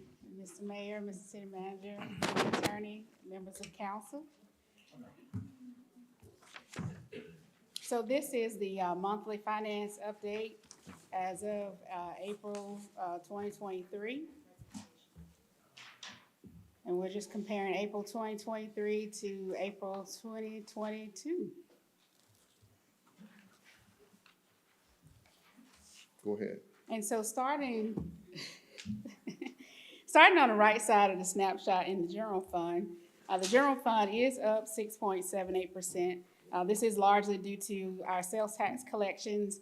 Sales tax collections are up about 5% right now in the general fund. Franchise fees, as well as our insurance premium and occupation tax revenue. The other local option sales tax fund is up 7.36%. The stormwater fund is up 9.15%. Again, this is largely due to some erosion control fees that we collect in that fund, in addition to the transfer in that was made from the general fund to this fund relative to the pay plan implementation. Paving fund is up 7.80%. largely due to the transfer in from the general fund. The indigent care fund is down 12.30%. This decrease is largely due to the decrease in the millage rate. We went from 3 mills to 2.5 mills for FY '23. So obviously lower tax collections being recorded in that fund. The integrated waste fund is up 13.07%, largely due to the residential fee revenue that's being restored. There was a waiver of 1 month's fee in FY '22, and so we're showing that revenue in FY '23, so that accounts for that increase. The emergency telephone fund is up 7.24%. The Economic Development Fund, Authority Fund is up 0.14%. The debt service fund is up 26.99%, and that is largely due to the increase in the millage. The debt service millage went up from 0.33 mils to 0.83 mils to fund the new city hall. The transportation metro fund is down 13.60%. This is due to grant reimbursements related to the CARES funding. There were a lot of CARES funding that we received in FY '22. It's about $2.5 million that we received in FY '22 that obviously we're not receiving in FY '23. We've already been reimbursed for those expenditures, but that accounts for that decrease that you see in the revenues. The Trade Center Fund is up 1.26%. Bull Creek Golf Course up 22.57%, as well as Oxbow Creek Golf Course up 17.46%. And this is operational revenue for both the golf courses, so continuing to improve and build their reserves for the Golf Authority. The Civic Center Fund is down 43.49%. Again, this is another grant situation where we received grant funds in FY '22 that we did not receive in FY '23. And so those, that were is those ARP funds? that was a grant from the Small Business Association for shuttered venues. Okay. Moving down the snapshot to the other local option sales tax summary, the public safety summary, we've recorded about 25 million in revenue in that particular fund. We've have about 25.8 million in expenditures for the public safety OLOS. For the infrastructure other local option sales tax fund, we've recorded about 10.8 million. 10.8 million in revenue and about just over 9 million in expenditures. If you move to the left side of the snapshot here, just really starting in the general fund, as far as the year-to-date expenditures, our goal at this point is to be at about 17%. So if you're at 17% or above 17%, you're doing great in terms of the budget. Starting down the general fund expenditure side, there is the city's attorney litigation. Of course, that's on the watch list. We're defending millions in claims. The real estate budget is listed on the watch list for the first time this month, and this is relative to some legacy terrace maintenance, but this is offset with revenue that we receive for legacy terrace. The fire department here is on the watch list. They've actually, that's at overs that we anticipated. They've come before council already for additional appropriations. MCP is on the watch list. I'm going to continue to watch MCP and just see where they land in terms of their the budget. They are on the watch list right now, though, and if I need to, they'll come before this council for additional appropriations if necessary. Hopefully, that won't be the case. And then the non-categorical that's listed here, I don't anticipate that that's going to be an issue from an over budget standpoint as we move through the end of the fiscal year. The reason why it's listed here is because of some of the mid-year adjustments that we made relative to some of the transfers that we did, particularly for the pay plan implementation, as well as some capital improvement project funding that we transferred to our CIP fund. So that, in a nutshell, is the finance update as of April 2023, and I'll be happy to take any questions if you have them. Won't see any. Thank you. Thank you, ma'am. Mayor, that concludes my agenda. All right. Madam Clerk, you get your microphone turned on. There you go. Good evening, Mr. Mayor and councilors. For the clerk's agenda, item 1, this is a resolution excusing Councilor Barnes from today's meeting. All right, I have a motion second to excuse Counselor Barnes. All in favor say aye. Any opposed? He's excused. Item 2 is a travel authorization request for Councilor Tyson Bagley. Motion and a second to approve the travel authorization request for Counselor Begley. Any comment, any discussion? All in favor say aye. Any opposed? It's approved. Item 3 is an email correspondence from Mr. David Rowetter. He's requesting that the seat of Ms. Pamela Williams be declared vacant due to a lack of attendance. There's a motion and a second to declare the seat vacant. All in favor say aye. Any opposed? Motion second to receive the minutes. All in favor say aye. Any opposed? Next, we have board appointments.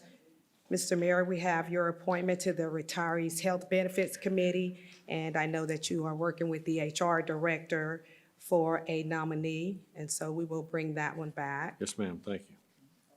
Next, we have council appointments that are ready for confirmation. The Board of Family and Children's Services, Ms. Gwendolyn McIntosh was nominated to serve another term. She may be confirmed. All right, there's a motion and a second to confirm. All in favor say aye. Any opposed? She's confirmed. Next, we have Keep Columbus Beautiful Commission. Ms. Courtney Johnson was nominated to serve another term. Motion second to confirm Ms. Johnson. All in favor say aye. Any opposed? She's confirmed. Next, the Valley Partnership Joint Development Authority. Motion second to approve Mr. Brandon. All in favor say aye. Anyone opposed? Also for the Valley Partnership Joint Development Authority, Mr. Herman Lewis was nominated. Motion second to confirm Mr. Lewis. All in favor, please say aye. Anybody opposed? He's confirmed. Next, we have council appointment, the vote tabulation for the Development Authority of Columbus. This is the seat of Councilor Bagley.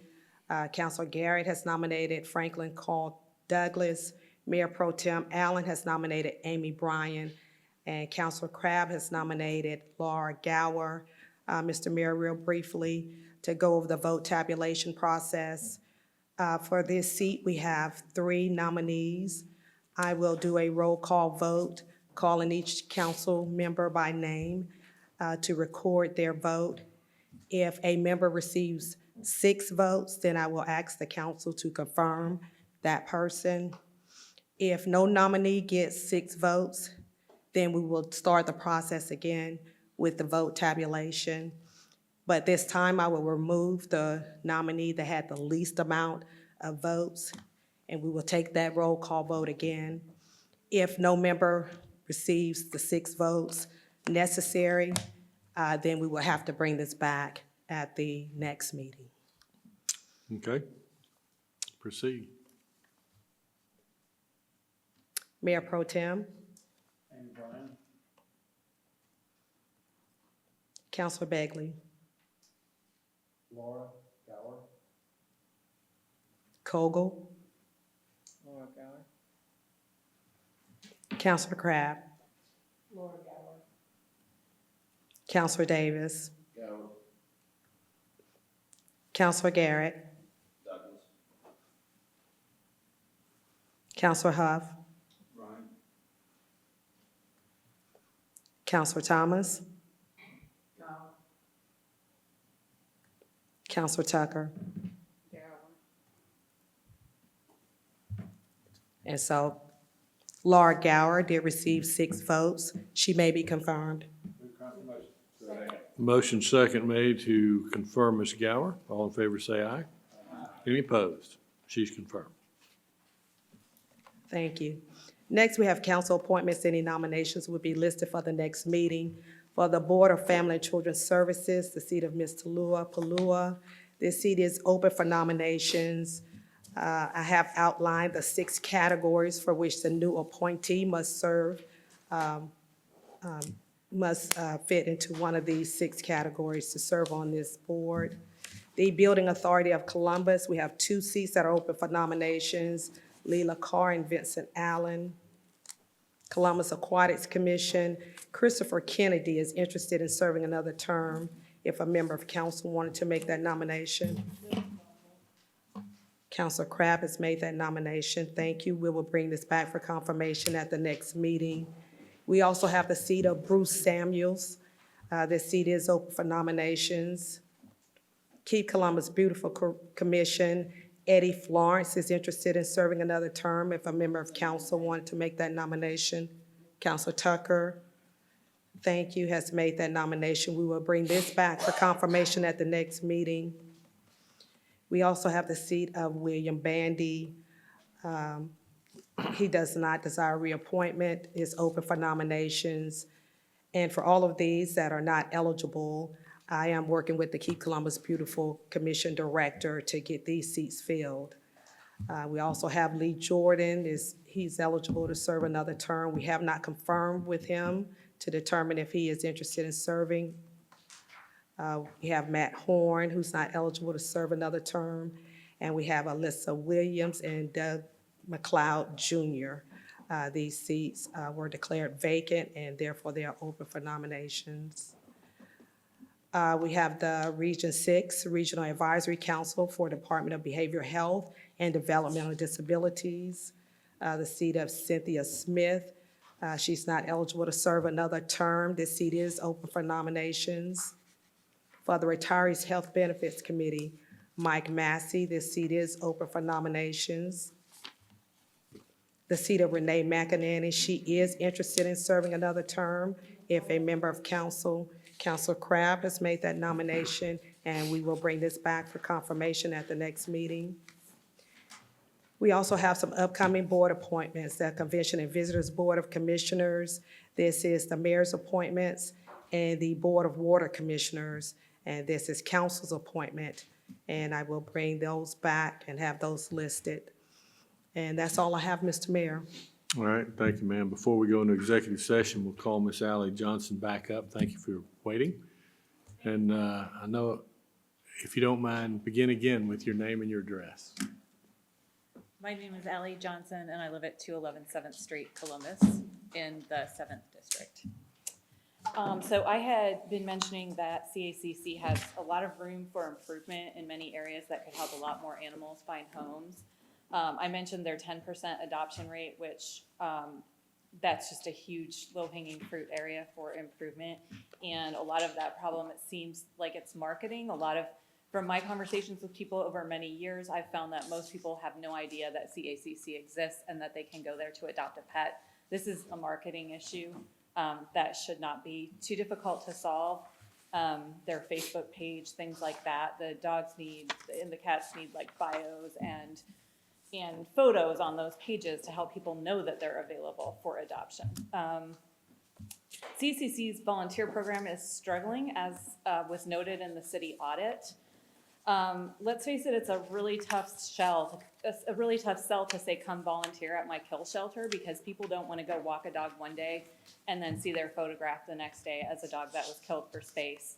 It's just very sad, frankly. And shelters that are no-kill much more easily get a lot more volunteers signing up, and so that's a way to improve this. At CACC, when volunteers do sign up, they may leave unhappy, or they may even get banned from the shelter for speaking up about problems they see, and this is something that has happened. Many good people in this community are exhausted from trying to save animals from a broken sheltering system. Some are essentially running mini animal shelters out of their homes, paying out of pocket to care for too many animals because of this failure. You have the power to change this by passing a resolution to make Columbus no-kill and instructing CACC leadership to meet with the community in open public meetings and come back to you in front of the council and present to you a concrete plan on how they plan to make that happen. There's a sample resolution in the packet, and some of us who would like to see this happen will be in touch to ask for a meeting to offer more details. Providing a modern no-kill animal sheltering system will save many animals like my foster dog 80, who came very close to being killed at CACC and is a fantastic dog. And Columbus will be a better place to live when people know that the tax-funded city shelter is a safe place to take a found animal or for their pet, their own pet to land if they get lost. Because right now that's not the case. So I appreciate your time. Thank you. Thank you.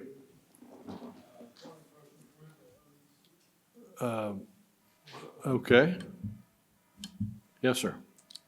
I'd just like to let the public know and my constituents and everyone here, the sacrifices that we all make from time to time. I'm here with you all tonight celebrating my 25th wedding anniversary.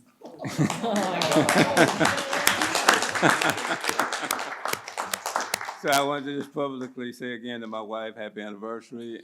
Thank you for understanding. And she brought to my attention with pictures that 5 years ago I was running for re-election, so she's accustomed to me being gone every 5th year. Thank you so much. Yes, sir. Happy anniversary. Counselor Tucker. Happy anniversary to you and Sharonda. Mayor, before the meeting, Pastor Delta Outley contacted me in reference to, I think it was a proposal that she mentioned to you and the city manager regarding some crime prevention. I don't know if you all remember that conversation.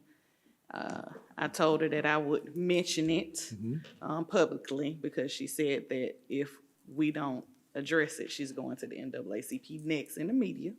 So I wanted to bring it to the forefront that it was a conversation. I'm not sure what was had, but I know I was the third person contacted, and I just want to make sure that whatever it is that she discussed, that we sit down and talk to her as soon as possible, please. So that's Pastor Delta Outley. Will do. Thank you. All right, we've had a request to go into executive session to discuss litigation, potential litigation, real estate acquisition and disposal. Motion second. All in favor say aye. All right, we are in executive session.